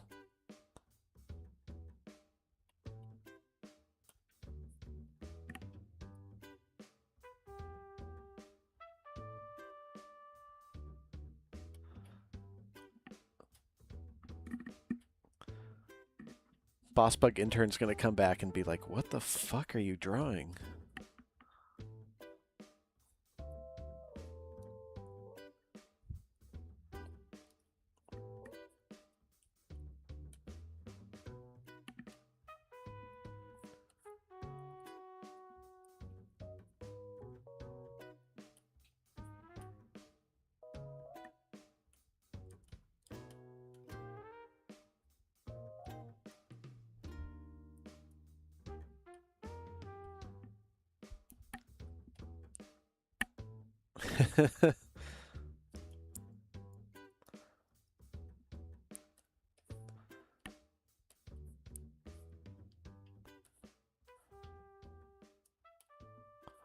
Watch us get like demonetized for head crab butt.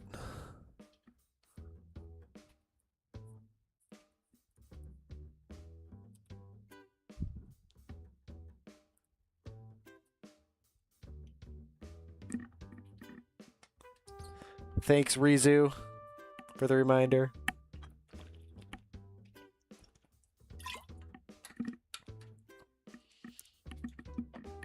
I went out and saw Black Moth Super Rainbow last night, which was awesome. I don't know if anyone's into that kind of thing.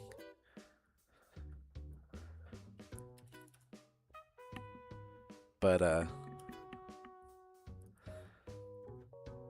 definitely had a slow start this morning.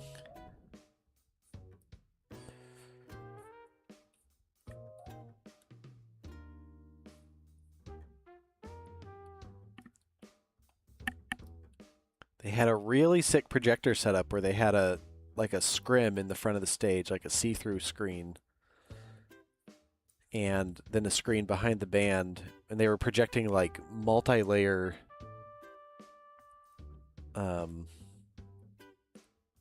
multi-layered projections on each, which made it have this like really effective 3D look where it just looked like holograms floating around the stage. It was wild.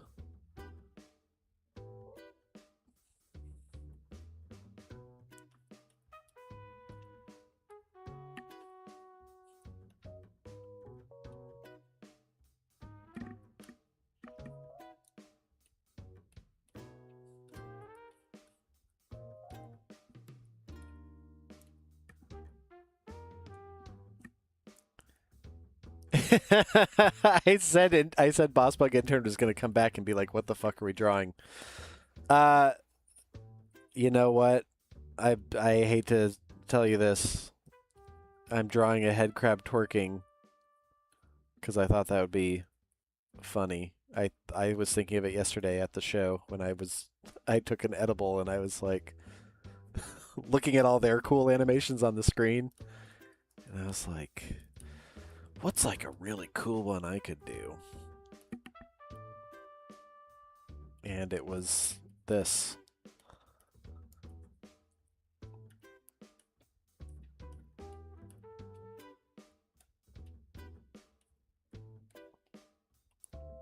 Head crab butt. All right, hell yeah. I got the approval. Oh, that actually looks pretty good.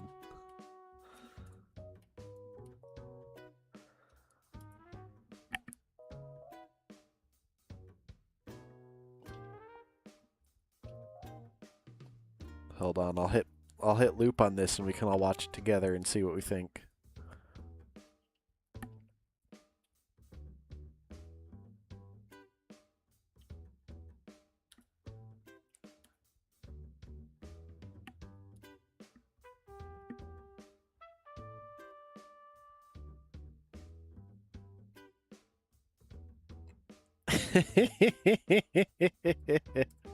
Hell yeah.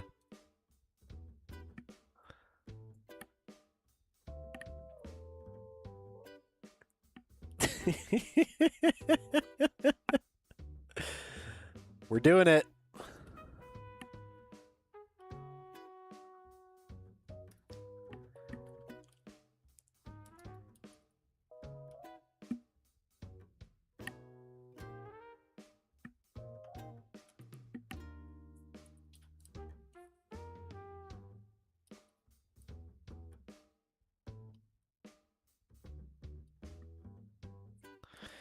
This will be fun just to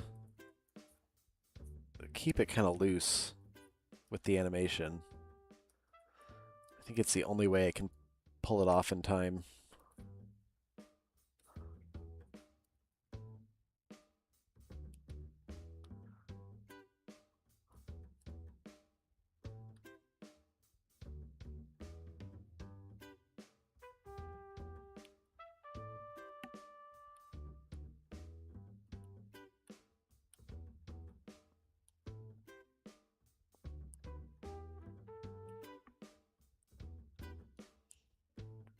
Okay, maybe I am going to do more than one layer.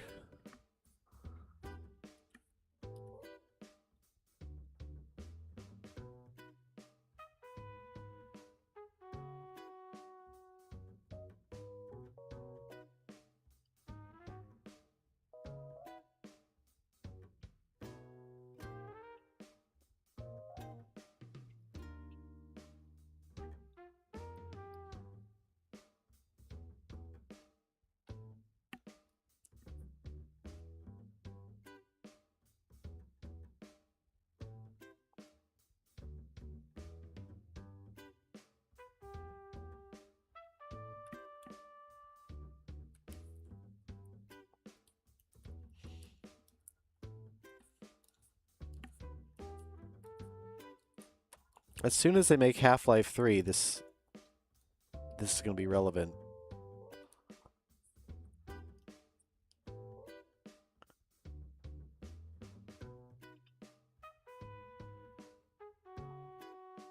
Anyone here play Half-Life Alyx? I wish I had a way to. Looked wild.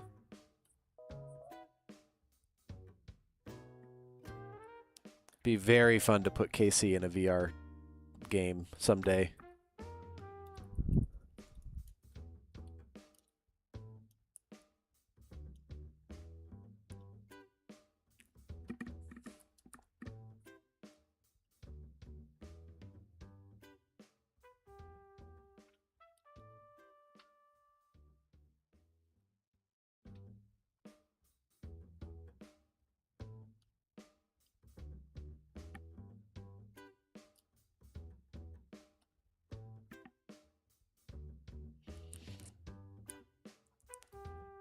Alt version that's twice as fast. Yeah, when I was watching it playback, I was thinking I should mess with the timing a little bit.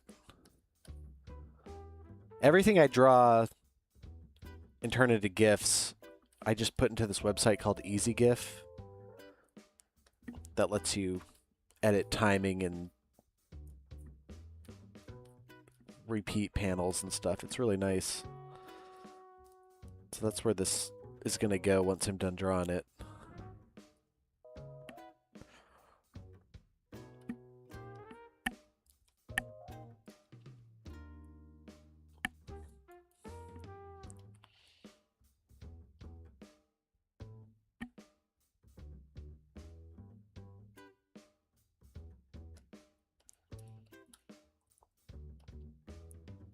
All right, we got one panel.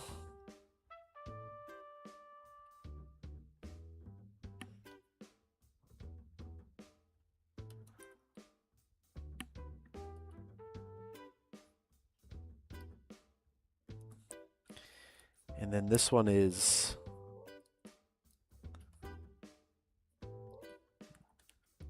mostly the same, but getting those little movement on those butt cheeks.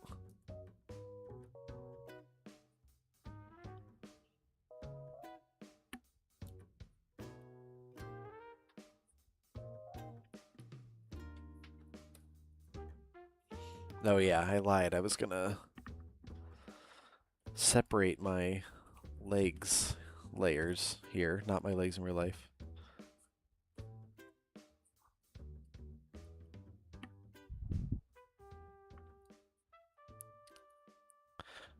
I believe it, Big Sleep. It looked insane. When I was working for Nickelodeon, and this was 10 years ago, they had a VR division there. So they had like, they're really whatever the state-of-the-art setup was at that time. And it was so easy to just get lost in the, even like the simplest kind of world. They were trying to make some sort of Nickelodeon VR experience that obviously was probably a terrible financial decision, but it was pretty neat.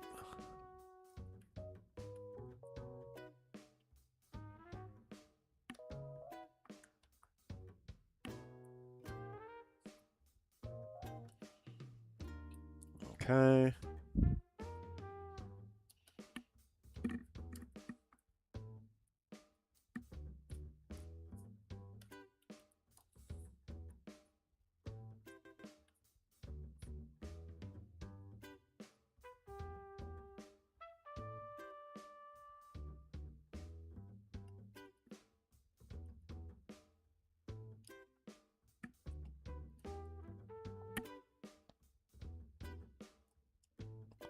Sound design, yeah, I'm sure that would be. I mean, even like, looking at the original Half-Life while we were playing it, the sound design in that game rules. Um, and it does feel really, even though it's so obviously artificial, it's very immersive.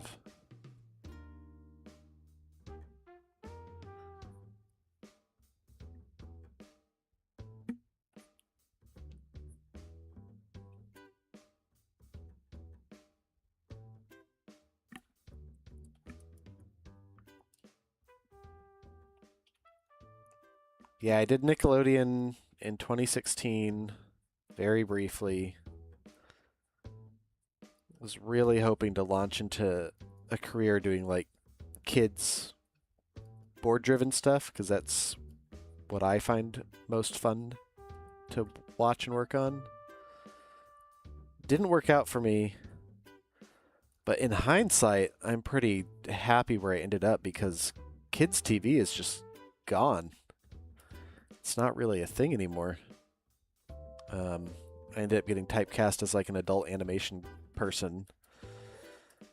And those are the shows that get a little bit more respect, have bigger budgets, and they're just making them. So happy to land where I ended up.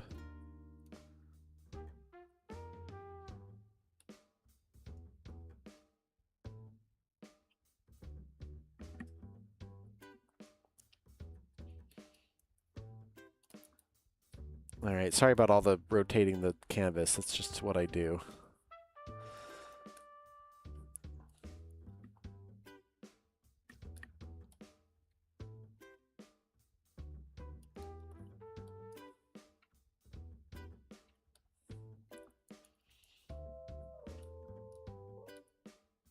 I think as a kid, I heard that Dr. Seuss got in trouble from his art teacher for rotating his canvas, and I was like, that's gonna be my thing.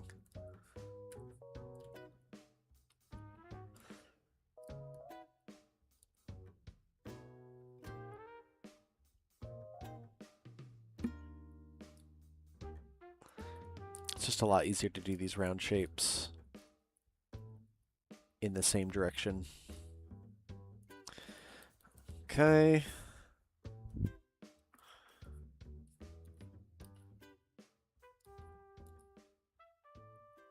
I think that looks all right.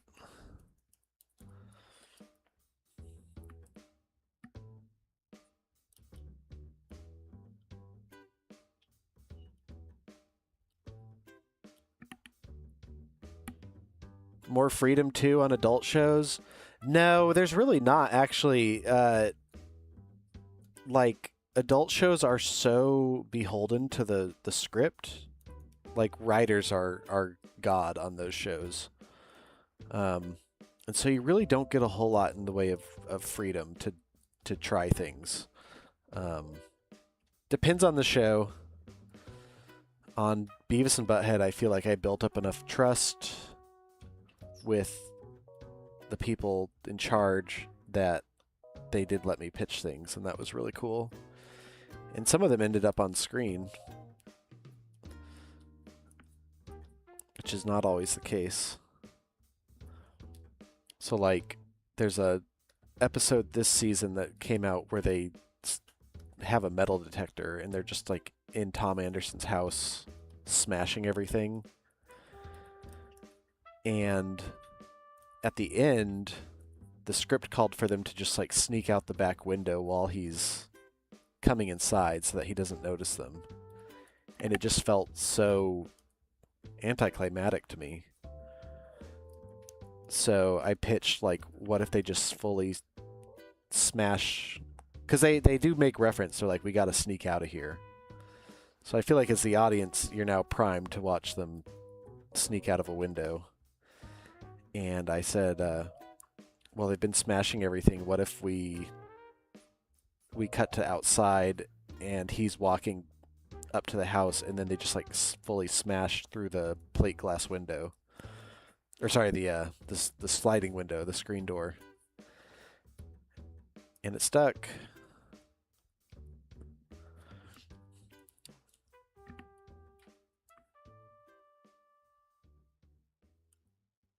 No, it's the kid shows have a lot of freedom. The artists are the ones, or at least it used to be that way. It's not so much anymore, but the artists are the ones coming up with the jokes, writing the characters, dialogue.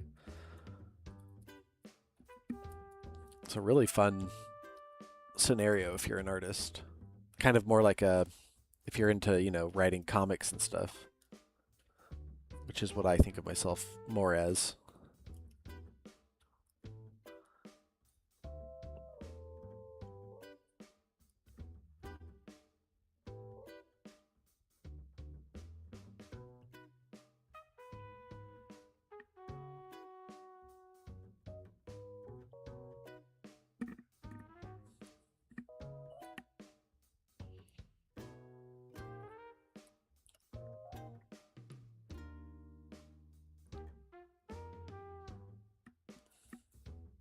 I gotta turn that off.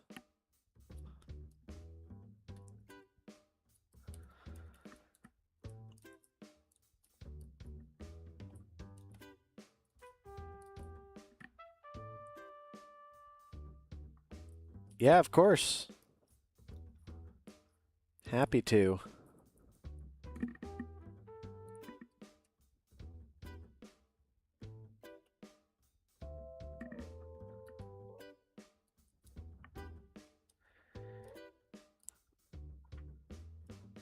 Anyone watching anything cool on animation-wise?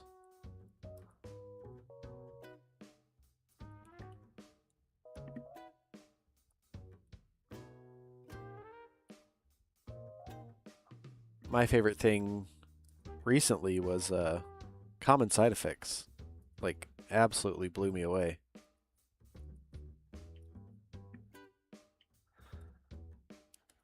Oh, Rizu, I gotta watch that still. I've heard such good things about it. I'm not really a big superhero person, and then I saw the James Gunn's Superman, and there's something really nice about a uncomplicated hero. Like someone who just wants to do good. I'll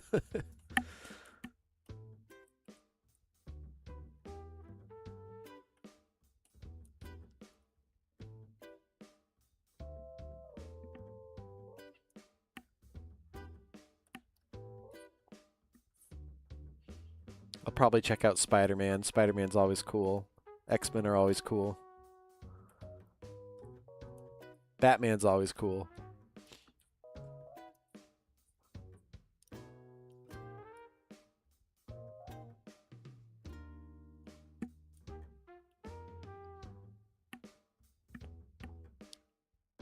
I'm a huge Batman fan, and I feel like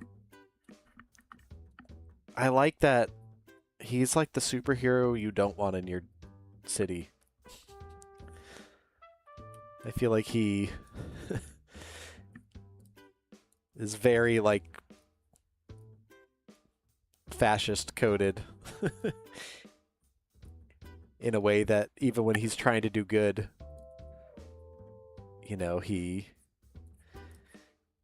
he likes to skirt all the rules. And I don't know, it just seems like he attracts crime. I think the villains want to take him down.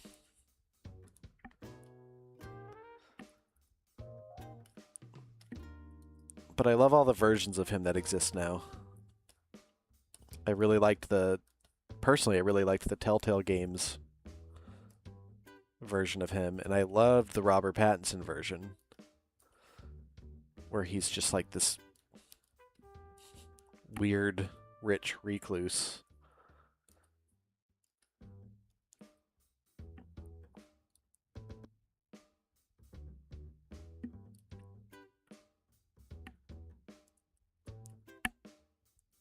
Yeah, he is a total asshole.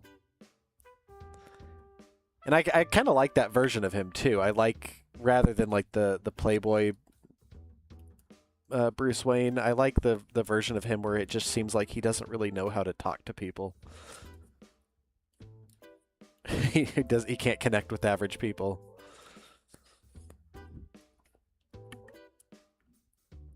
And he's got all the best villains.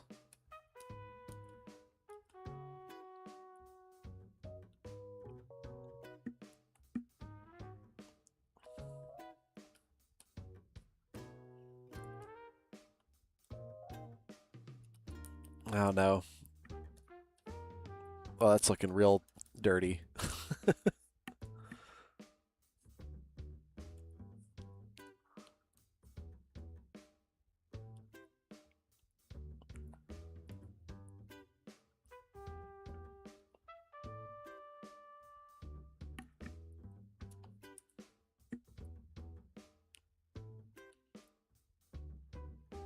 I've had a lot of fun working on superhero stuff, though. I did the Robot Chicken DC Comics special, which was a blast. One of my first jobs. And then I worked on a show called Super Mansion that I would assume that no one here has seen. But I had a lot of fun working on that. It was a Crackle original, which was like Sony's foray into the streaming wars. Crazy cast. Really crazy cast. And then MODOK we already talked about, but yeah, MODOK ruled. I loved working on that show.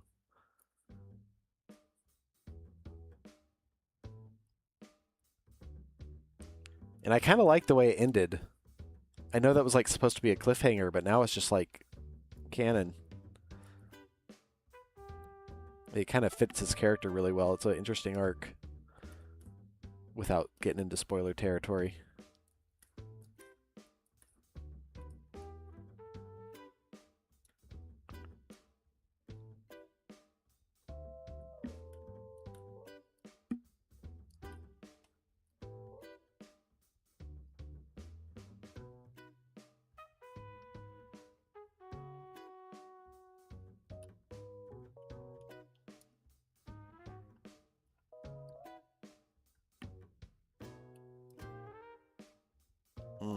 I might need to come back to that after we've done the body.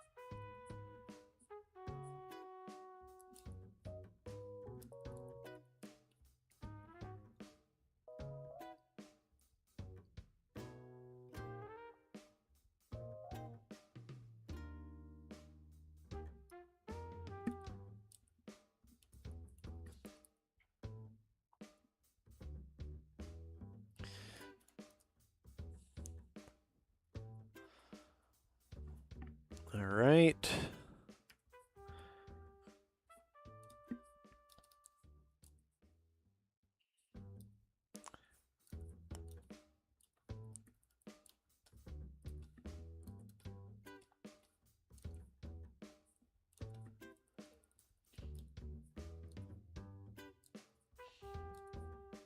Oh, I really hope Twitch lets us use this as an emote and doesn't get weirded out by it.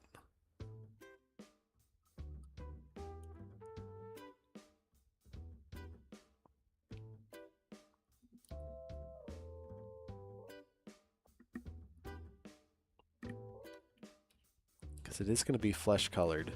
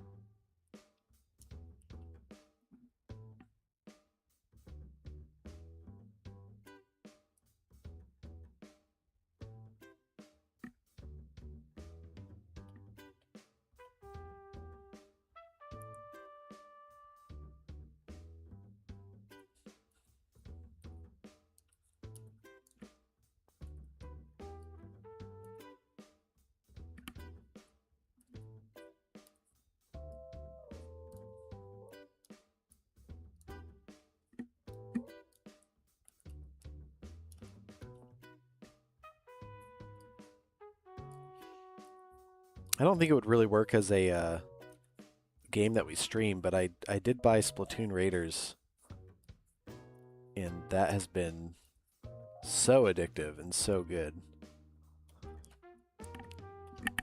Splatoon IMO,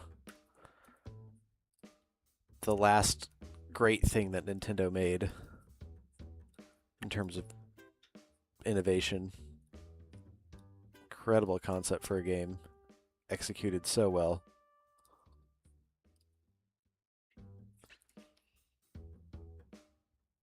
And I kind of like having the looter shooter removed from the games as service model, because then it feels like you're actually making progress and not just grinding.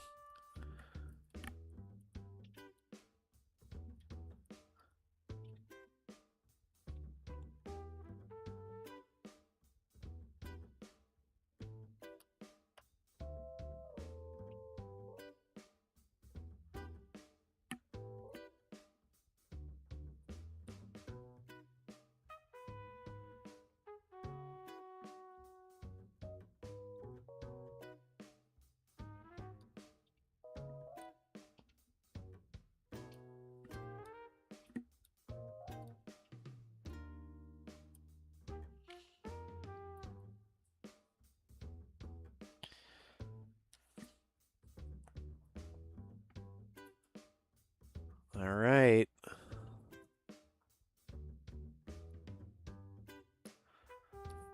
Think this is working okay.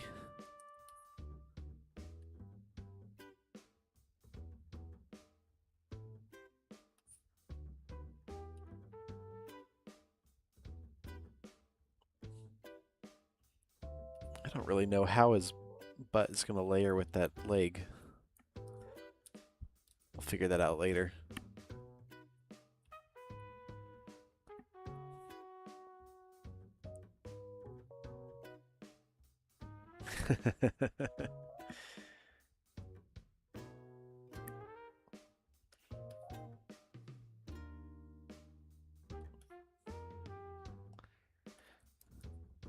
Probably behind.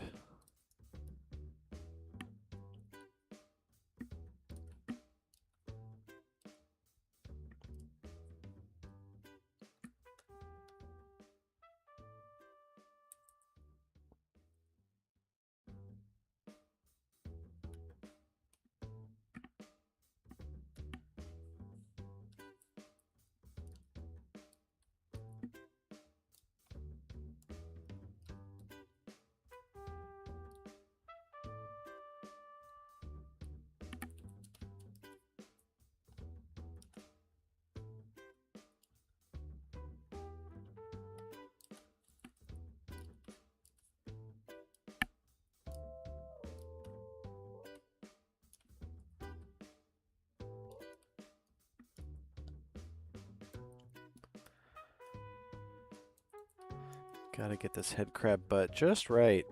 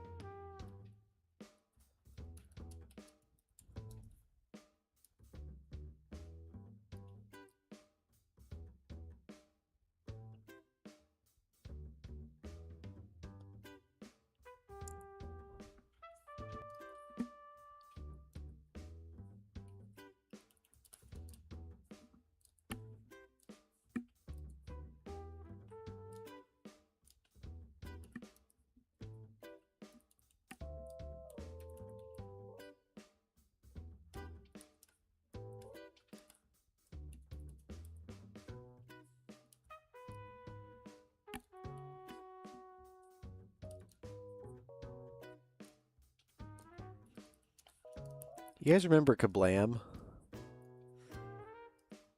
With like the Henry and June animation? I aspire to be able to animate that loose and have it look good. The look of that show is so sick.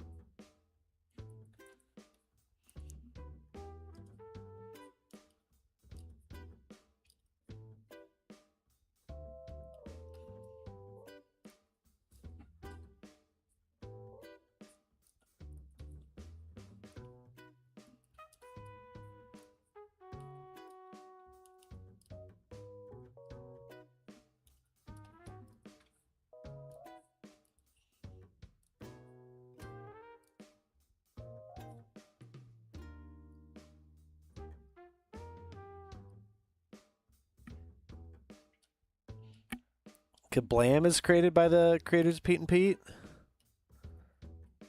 When I was at Nickelodeon, one of the creators of Pete and Pete was maybe the head exec, like head of content at Nickelodeon, and he was cool. He was really nice to work with.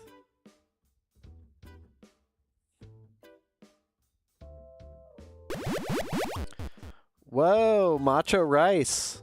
Hell yeah. Welcome in.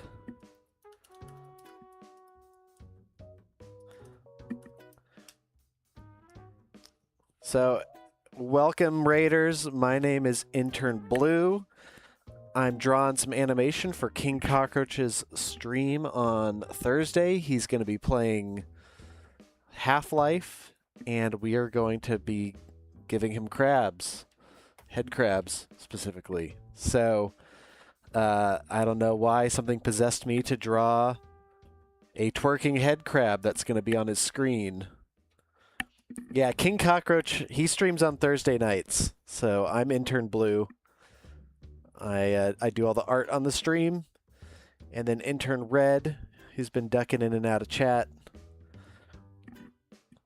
But let me show you. I'll show you what King Cockroach looks like, and definitely tune in on Thursday if you can. Every Thursday night, 7 p.m. Pacific time, on the dot. It's a much more, what's the word? The stream's got more of a story and arc than I think other streams do. We're trying to make it look like a show. So, this image that I'm going to pull up for you now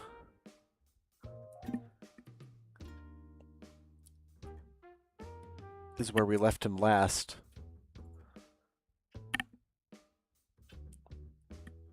So this is King Cockroach. He's in the world of Half-Life right now. He's stranded there. He's got the HEV suit on. That's Intern Red, who's been his like man in the chair. And yeah, that's what we're doing. So this is more of a behind the scenes. And let me play this for you. See how it's looking. It's going to be half clean at the moment.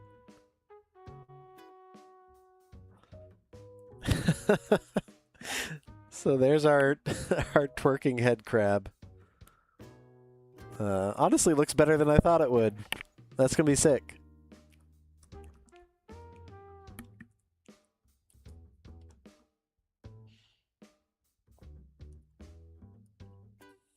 That's the first time I actually hit play since I've been working on it. Sometimes I just don't want to know if it works. I just want to do it.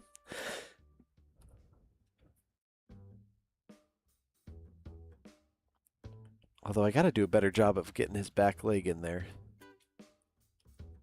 Macho Rice, what were you guys up to?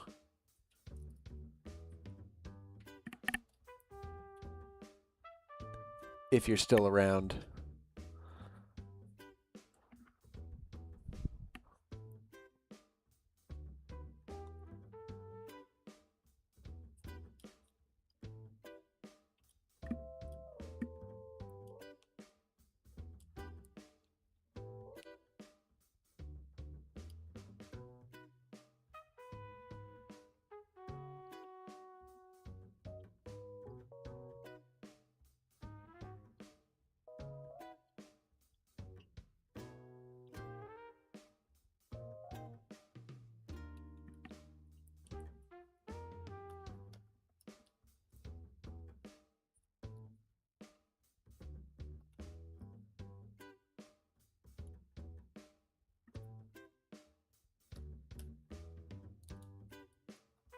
Oops.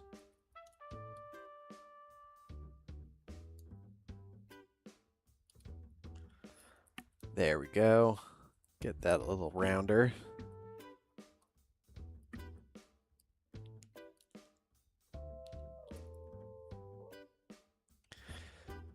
Got to get his other leg up there too.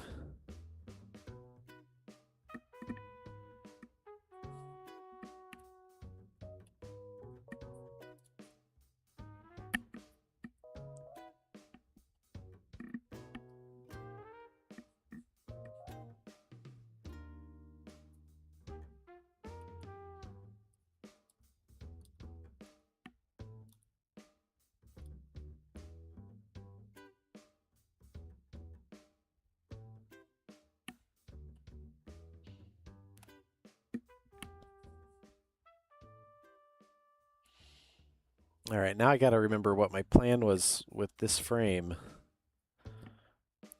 Oh, that's it going down, so it's a bounce.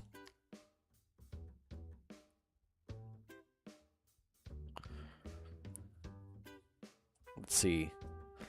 Butt's up in the air here, so that'll be its furthest down increment. All right, that's what we're doing. Furthest down.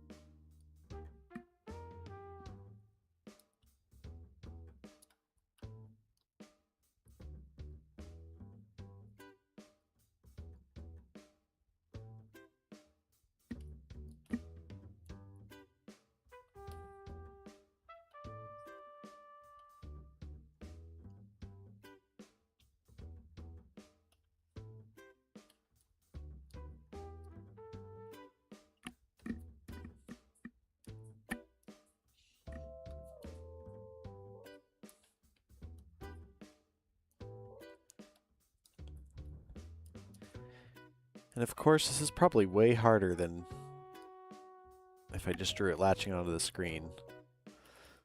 So hopefully people think it's funny.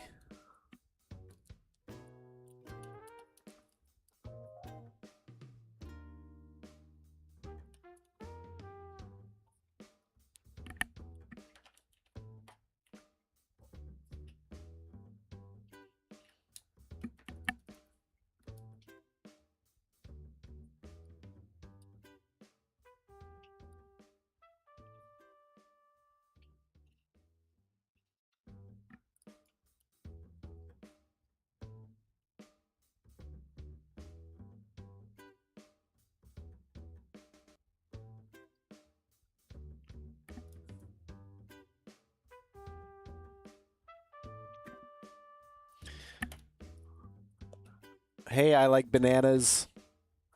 What's up? I'm just drawing some assets for Thursday's show. It's a twerking head crab from the game Half-Life, obviously.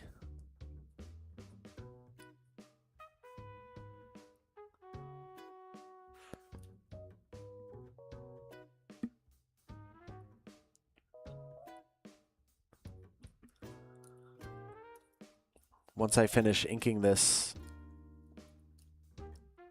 pose, I will show you what we got so far.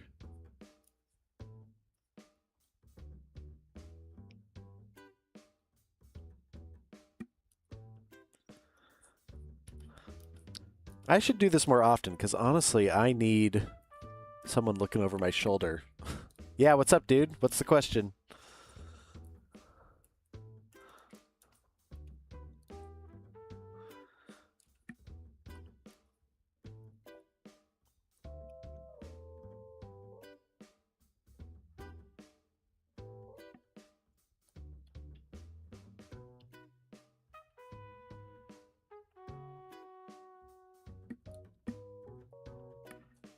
Is it about bananas?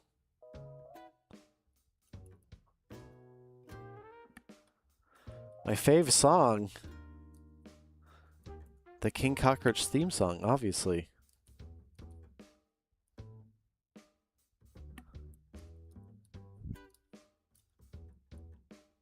Why, what's yours? Composed by Casey Trela. It's such a banger.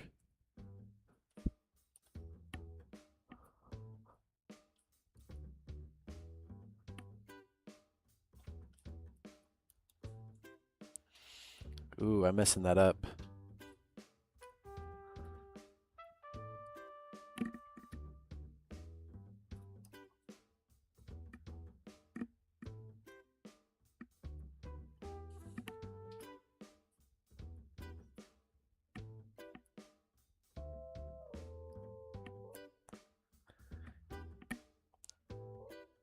See you, Sammy Fine. Thanks for hanging out.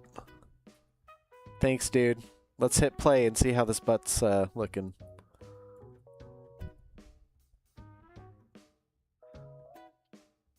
We got some loose lines on there. Hold on. It's looking all right, though.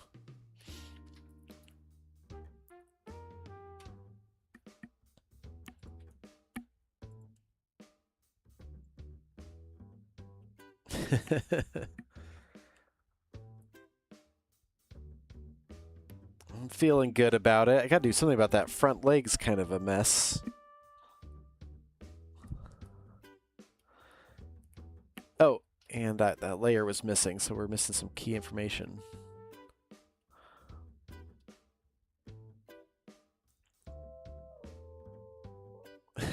Definitely not going to draw a butthole on this thing. Oh, Max Wren, good question. Guest wish list. I mean, honestly, anybody from the UCB Elysian Theater scene. I definitely feel like there's bigger names that I haven't reached out to until I felt like we got our shit together more. But PFT for sure. We got real close to having him on, but he's so busy. I mean, Mary Holland is you know, the voice of Queen Conifer in the shorts. It's just so hard to schedule her. Yeah, we almost got PFT to do our Red Dead Redemption episode because he's kind of known as a Red Dead Redemption player, and I think he's hilarious.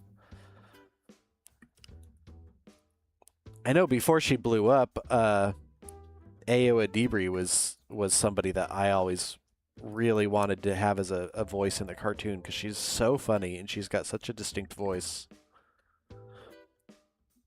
Yeah, she exploded.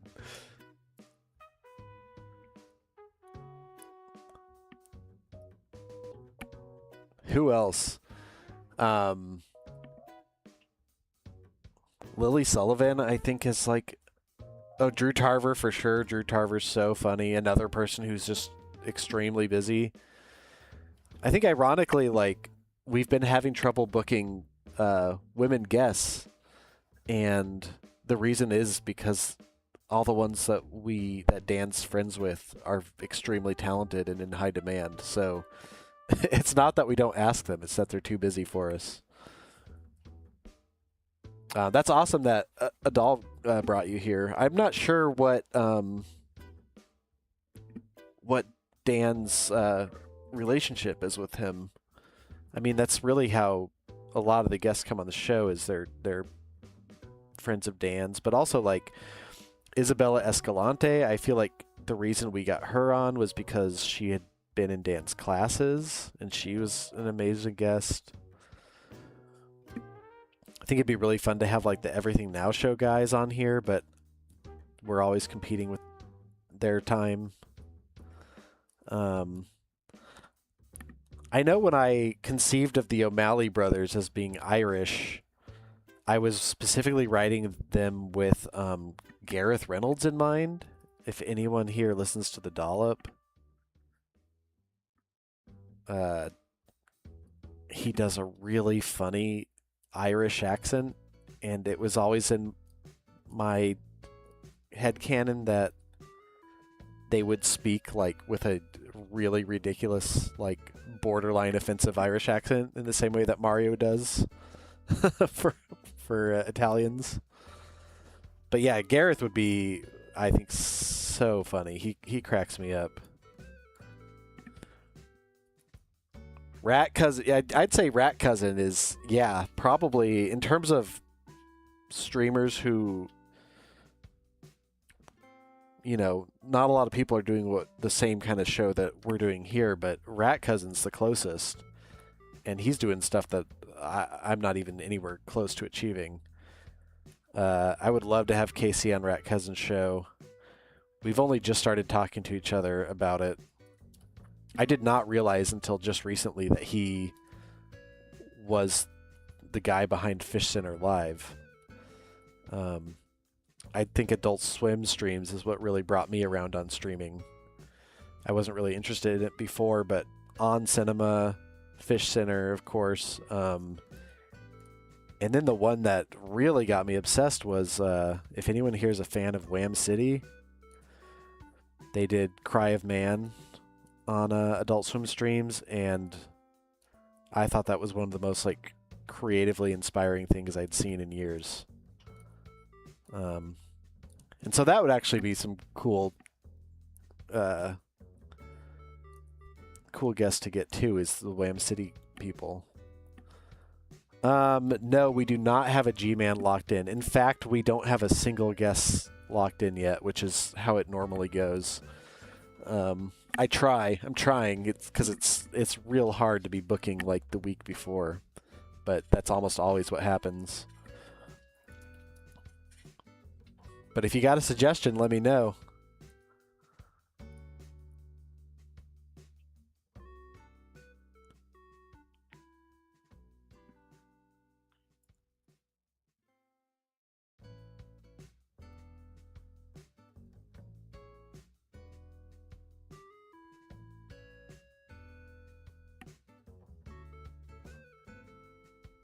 All right, Sammy's volunteering to be G-Man.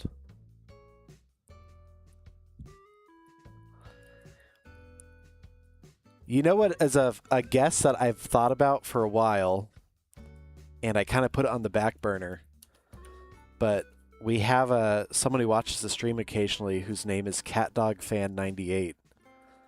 And I hadn't seen them in chat for a long time, but they were in chat on Thursday.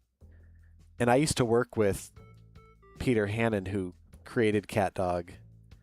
And I kind of wanted to have a CatDog themed stream just for that one viewer. Just to appeal to him.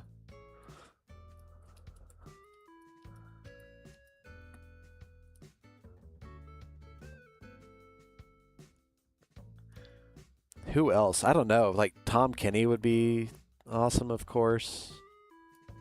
Voice actors is, I think, a big one. I think anyone we could do who can improvise and do voices would be extremely cool.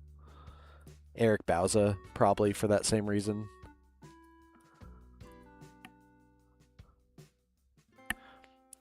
Yeah, the CatDog. So the crazy story behind CatDog is they had a Nick Creative Labs, which is where they would make like the little 30-second shorts that would play during commercial breaks.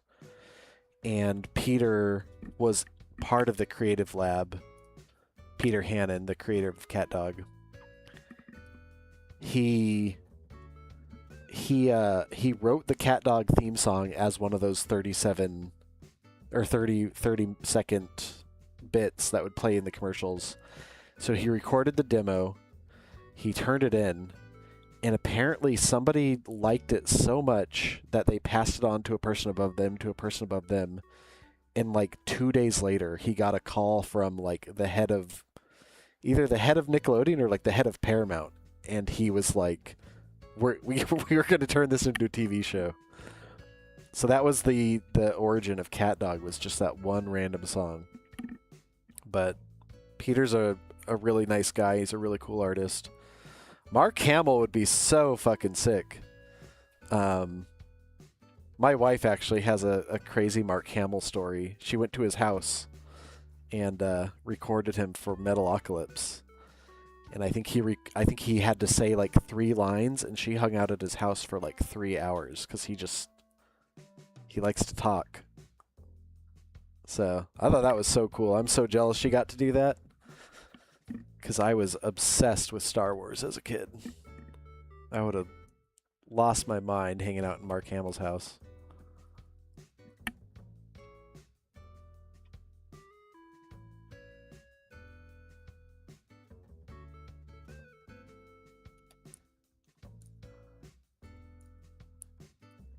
I'd also really like to get video game related guests in here too. Like game devs or game journalists. And I actually feel like my dream, like,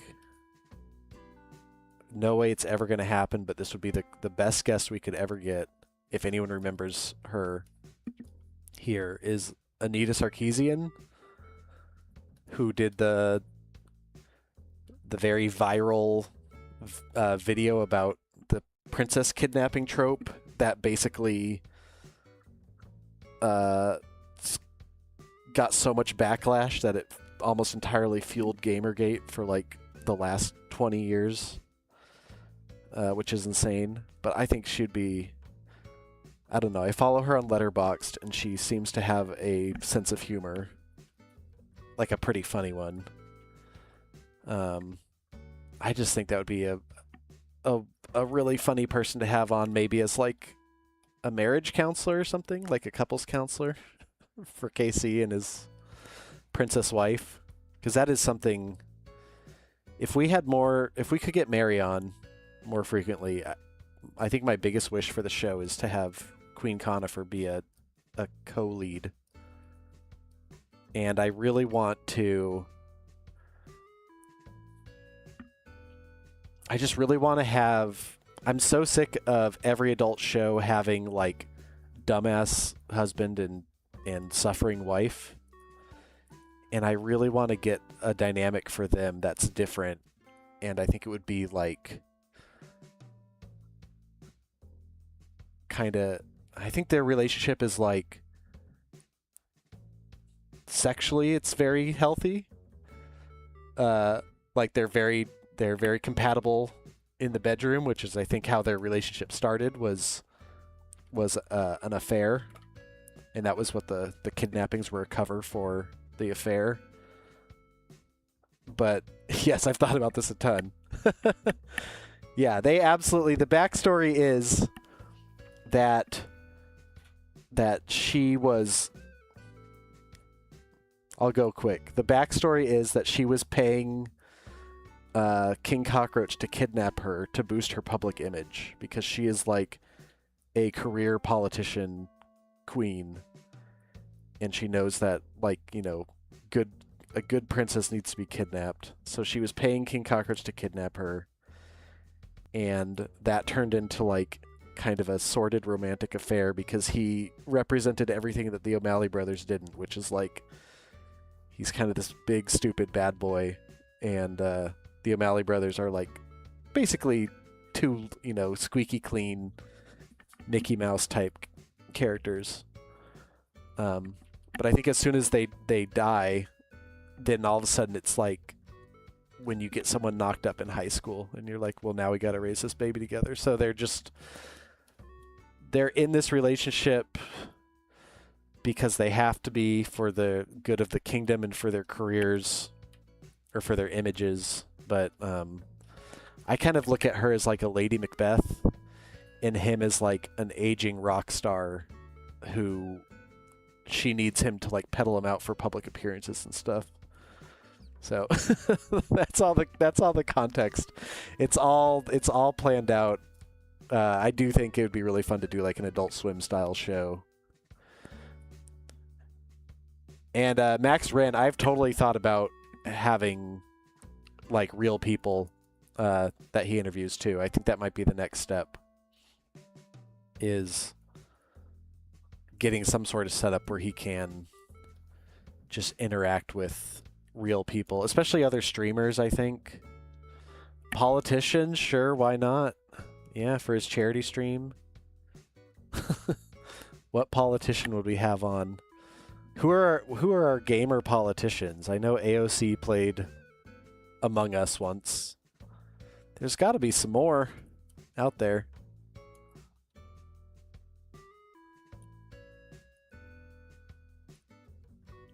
No, I don't know. That would be... If we did do interviews, though, I would like it to be very Space Ghost-esque, where we almost do not talk about anything relevant to the person at all the whole time. I think that would be the right play.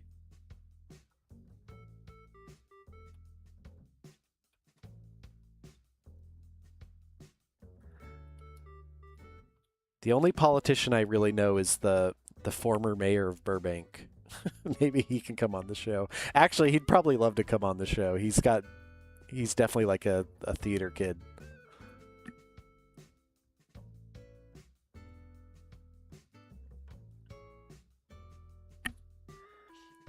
Sayonara, if you didn't notice, well, maybe you haven't seen a regular episode of our show, but it is just a straight Space Ghost ripoff. Like, that's all it is. All I aspire to do is what if Space Ghost Coast to Coast was live, and you could interact with it in real time. Does he have kids? I feel like the answer to the question is always, to any question about the show is, until it gets said, like, I have no idea. I think it's possible he has kids. We've definitely mentioned that he has, I think canonically the minions are all his children. I think he spawned them. So there is that. But, like, does he... I think he would have, like... I think there was a moment where I wanted him to have kids, and Lil Pill kind of filled that void. Like, Lil Pill is his, basically, child stand-in. And unless we could do something different, I don't know what I would do with him having a kid. Yeah, if it's not in frame, it doesn't exist. Nothing is canon until it's said. Definitely drives me crazy seeing people argue about, oh, this was like cut from the script, but it's the intention. And it's like, no, if it got cut from the script, it's gone. I feel like, my projects have a million little false starts that were explored and dropped for good reason. That's true. Yeah, Fuckbert was not Fuckbert was not a planned part of his lore. I think that's kind of the beauty of this. Really where I stole a lot of inspiration from was when I was working on Beavis and Butthead. I really like to get in the mindset of whoever I'm working for, which meant I watched every second of Mike Judge anything I could. And he mentioned that Beavis and Butthead really, as characters, only evolved during the couch segments. And that's what made me realize, like, oh, I can take this show idea and develop it like live. So I think if we throw out an idea and it's funny and it sticks, like Fuckbert, then we keep doing it. Or like Lil Pill. I definitely consider him a canon character now, but I don't really ever want to limit ourselves. I just want to try whatever we want to.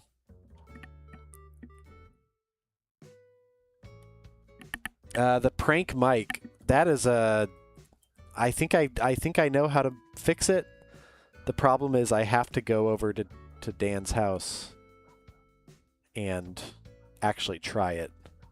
So theoretically, I've fixed it, but I'm not going to find out until I go over there and give it a shot. I was so annoyed because I actually went over an hour early on Thursday to get it working. But basically what's happening, if you couldn't tell, two things were happening. One, the mixer was taking 100% of the computer audio and running it back out through the microphone. So everything was feeding back into itself. In our quick fix for the show was just to have our headphones turned down to almost nothing.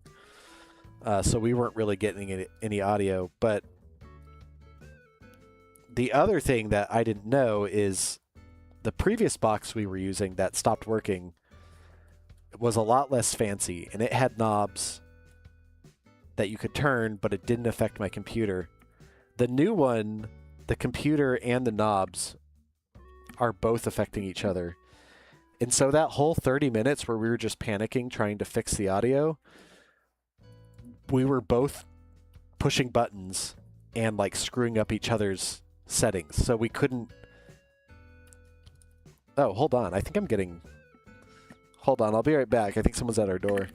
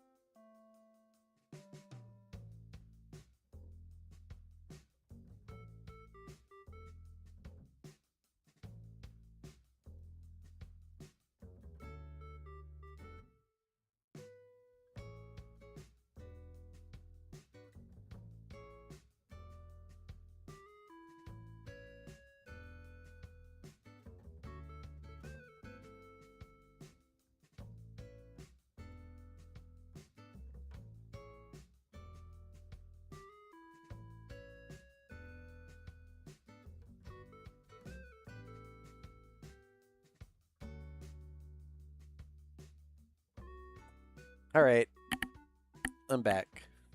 It was my wife. So I'll probably do another... I'll just finish up this loop and we'll stop it there.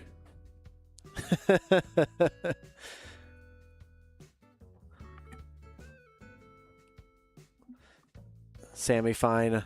I appreciate you for trying to get that canceled.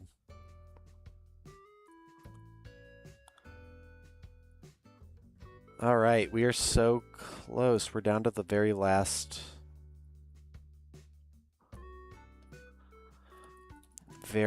frame, and then we're going to be...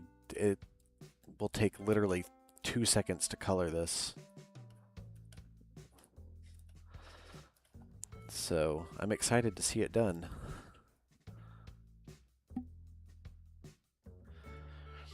So this last pose here, we're doing a huge, to make it look like he's really slamming his butt down. Just a huge move there. And so there's still going to be momentum on this butt up in the air.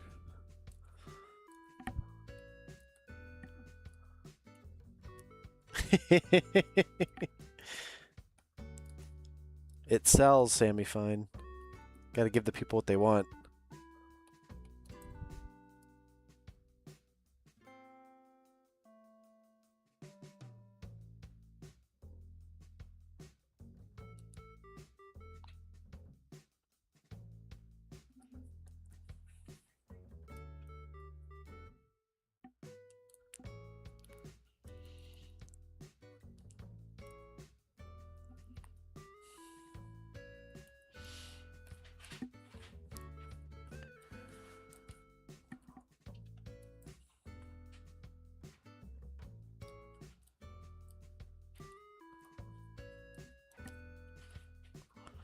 I'm not quite sure how this is going to look.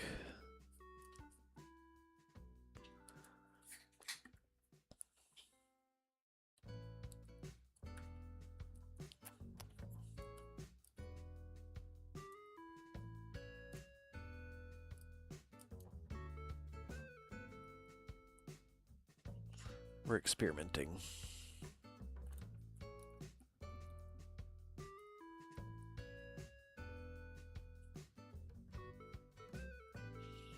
Not sure what I'm going to do about that opening, too. Oh, actually, that works.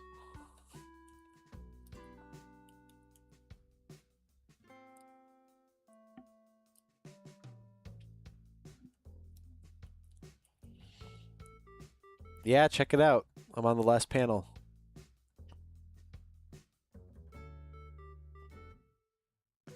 It's going to animate a little better than that too. It's doing a little stutter every time it gets to the end, which it will not be doing later.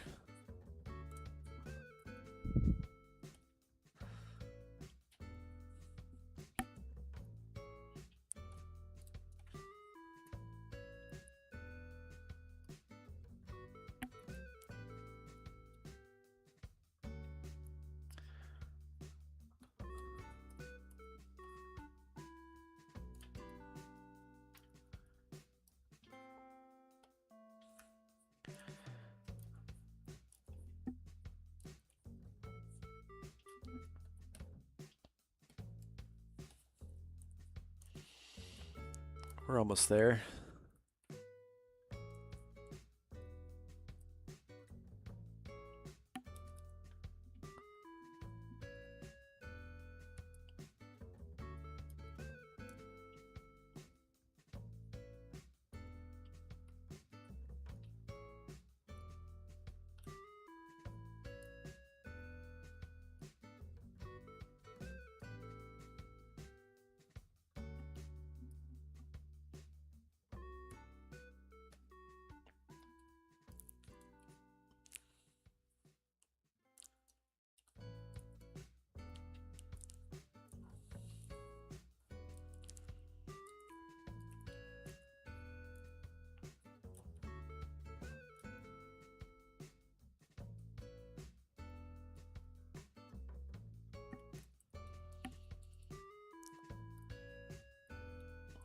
So let's see. We're going from up here to down here.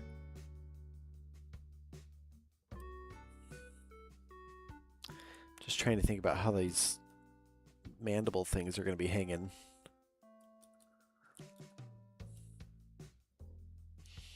Oh, actually, they would be going like this.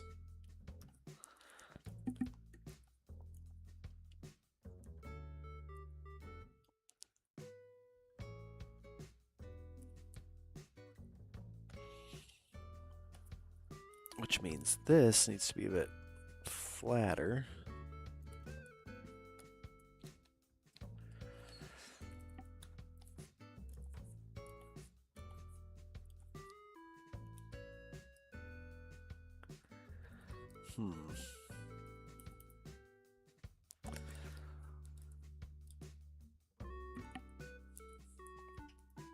Yeah, something like that.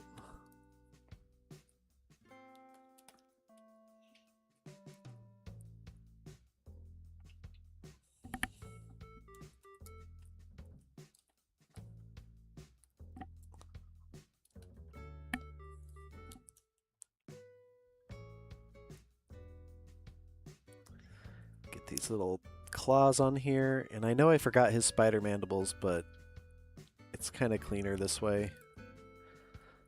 We're gonna treat him like he's a... This is the cartoon version of a head crab.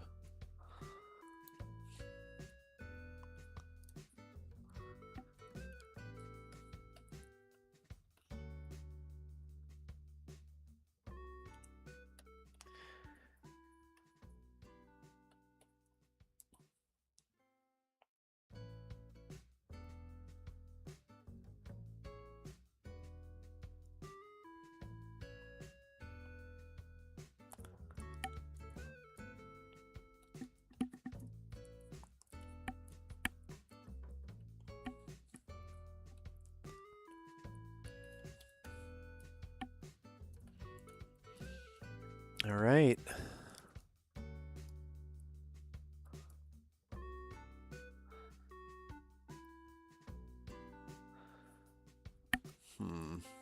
Before I hit play, I can already tell that that's not going to look good.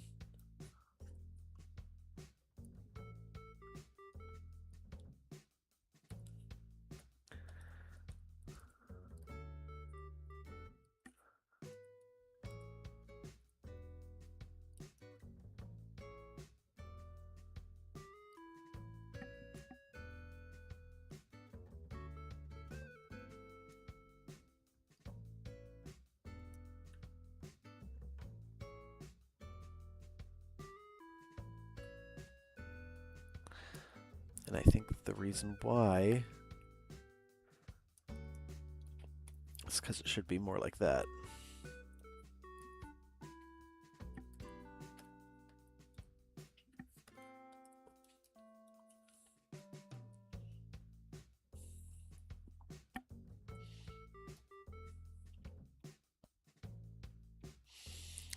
All right.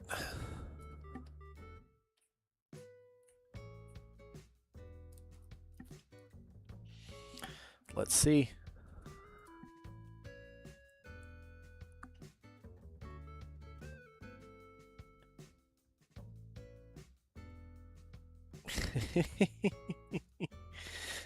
Do a couple copy paste so we can confirm that it actually is moving the way I want.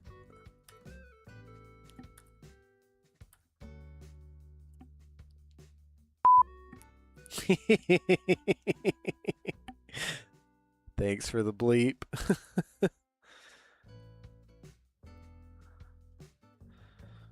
Let's see. I might get rid of... It hangs in the air for too long. Oh, that's why. Okay, that's my own fault.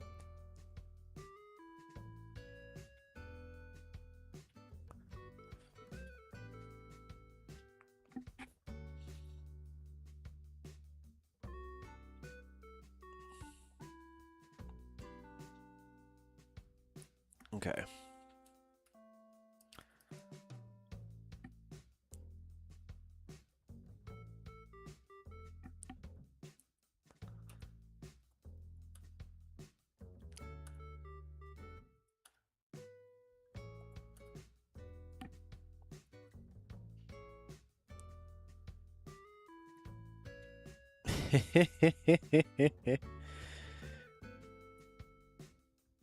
Oh, yeah. I think that works pretty well.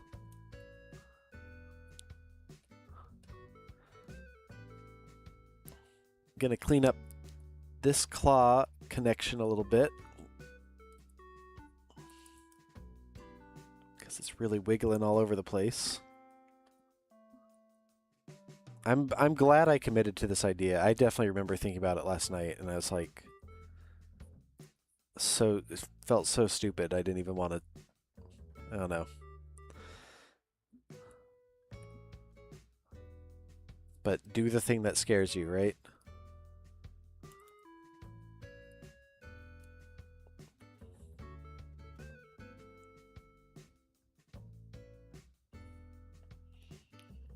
And then I think we'll give it a bigger down swing here to really sell how juicy it is.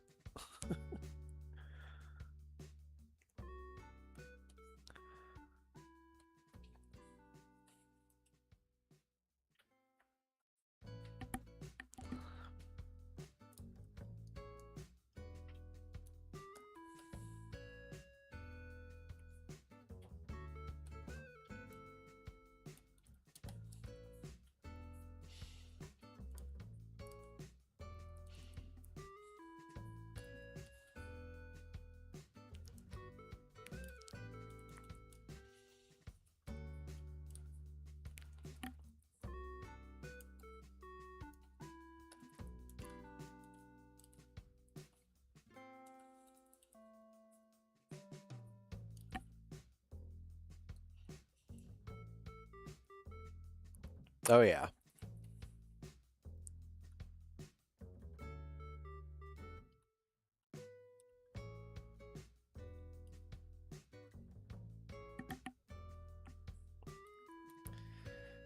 Beautiful.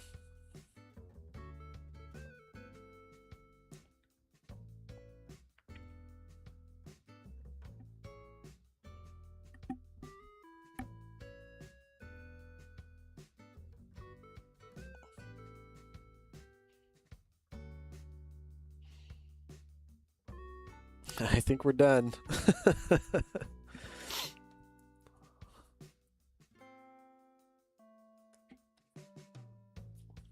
Maybe. Can't really resist the urge to tinker with this one.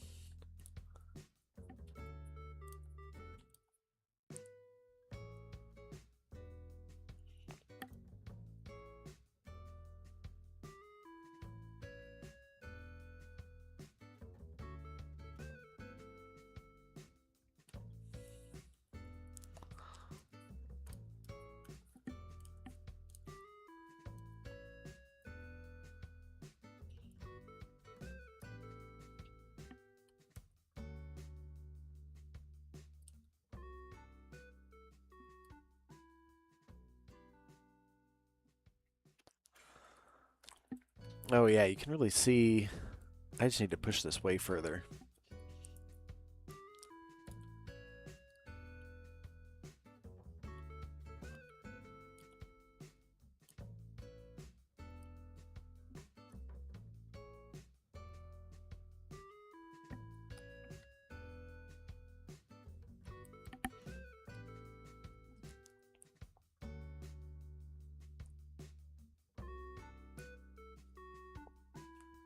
All right, this feels good to me. I'm gonna color it, and then we're done.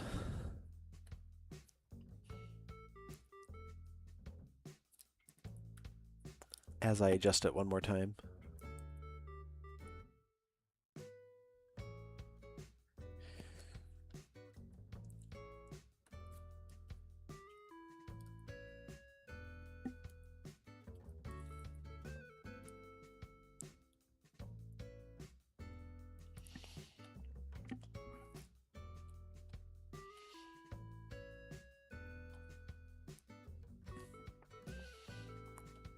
Get some quick color on here.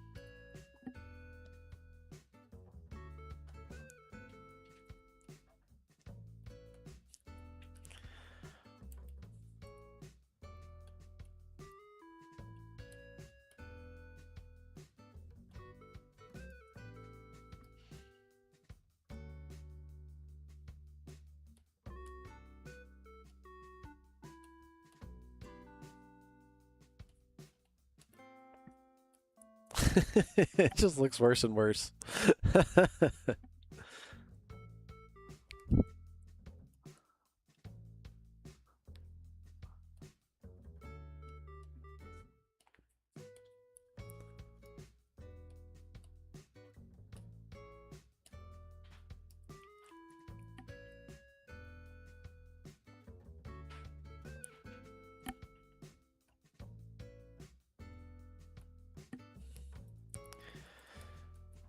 That's the one part that I cannot figure out how to handle.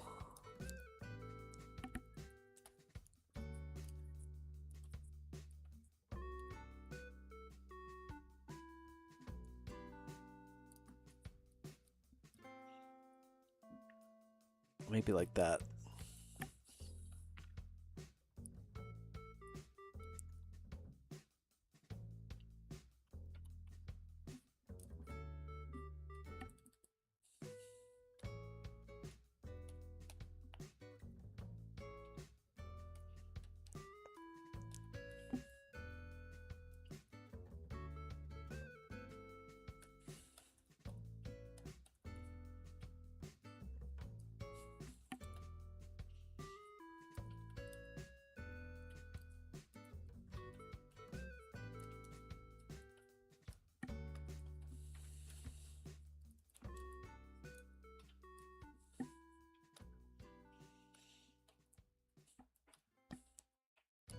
All right, I said I wouldn't be too precious, which means this is done.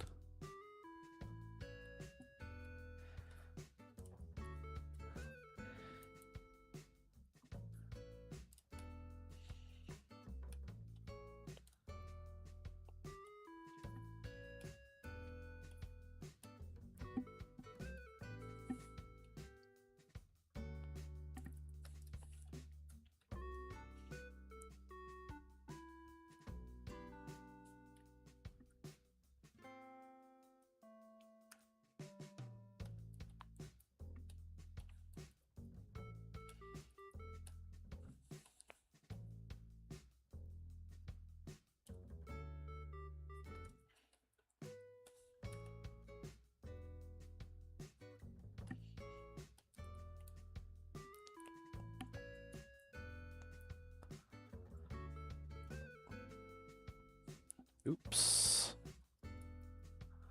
There we go. All right. Wish me luck getting this approved on Twitch. Hopefully you can spam it in the chat on Thursday. Thank you guys for hanging out with me. I will definitely be doing this again at some point. I think it was fun.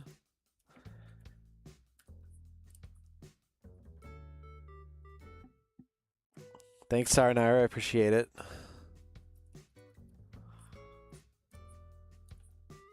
Yeah, I'll do my best to keep the curtain open for a peek behind the scenes whenever I can. Because I know I like seeing this kind of thing. Thanks, Max. I appreciate it. Thanks for hanging out. Big sleep, you too. Thanks for all the questions and everything earlier, too. It was really fun to get to discuss with you guys. And I will see you Thursday.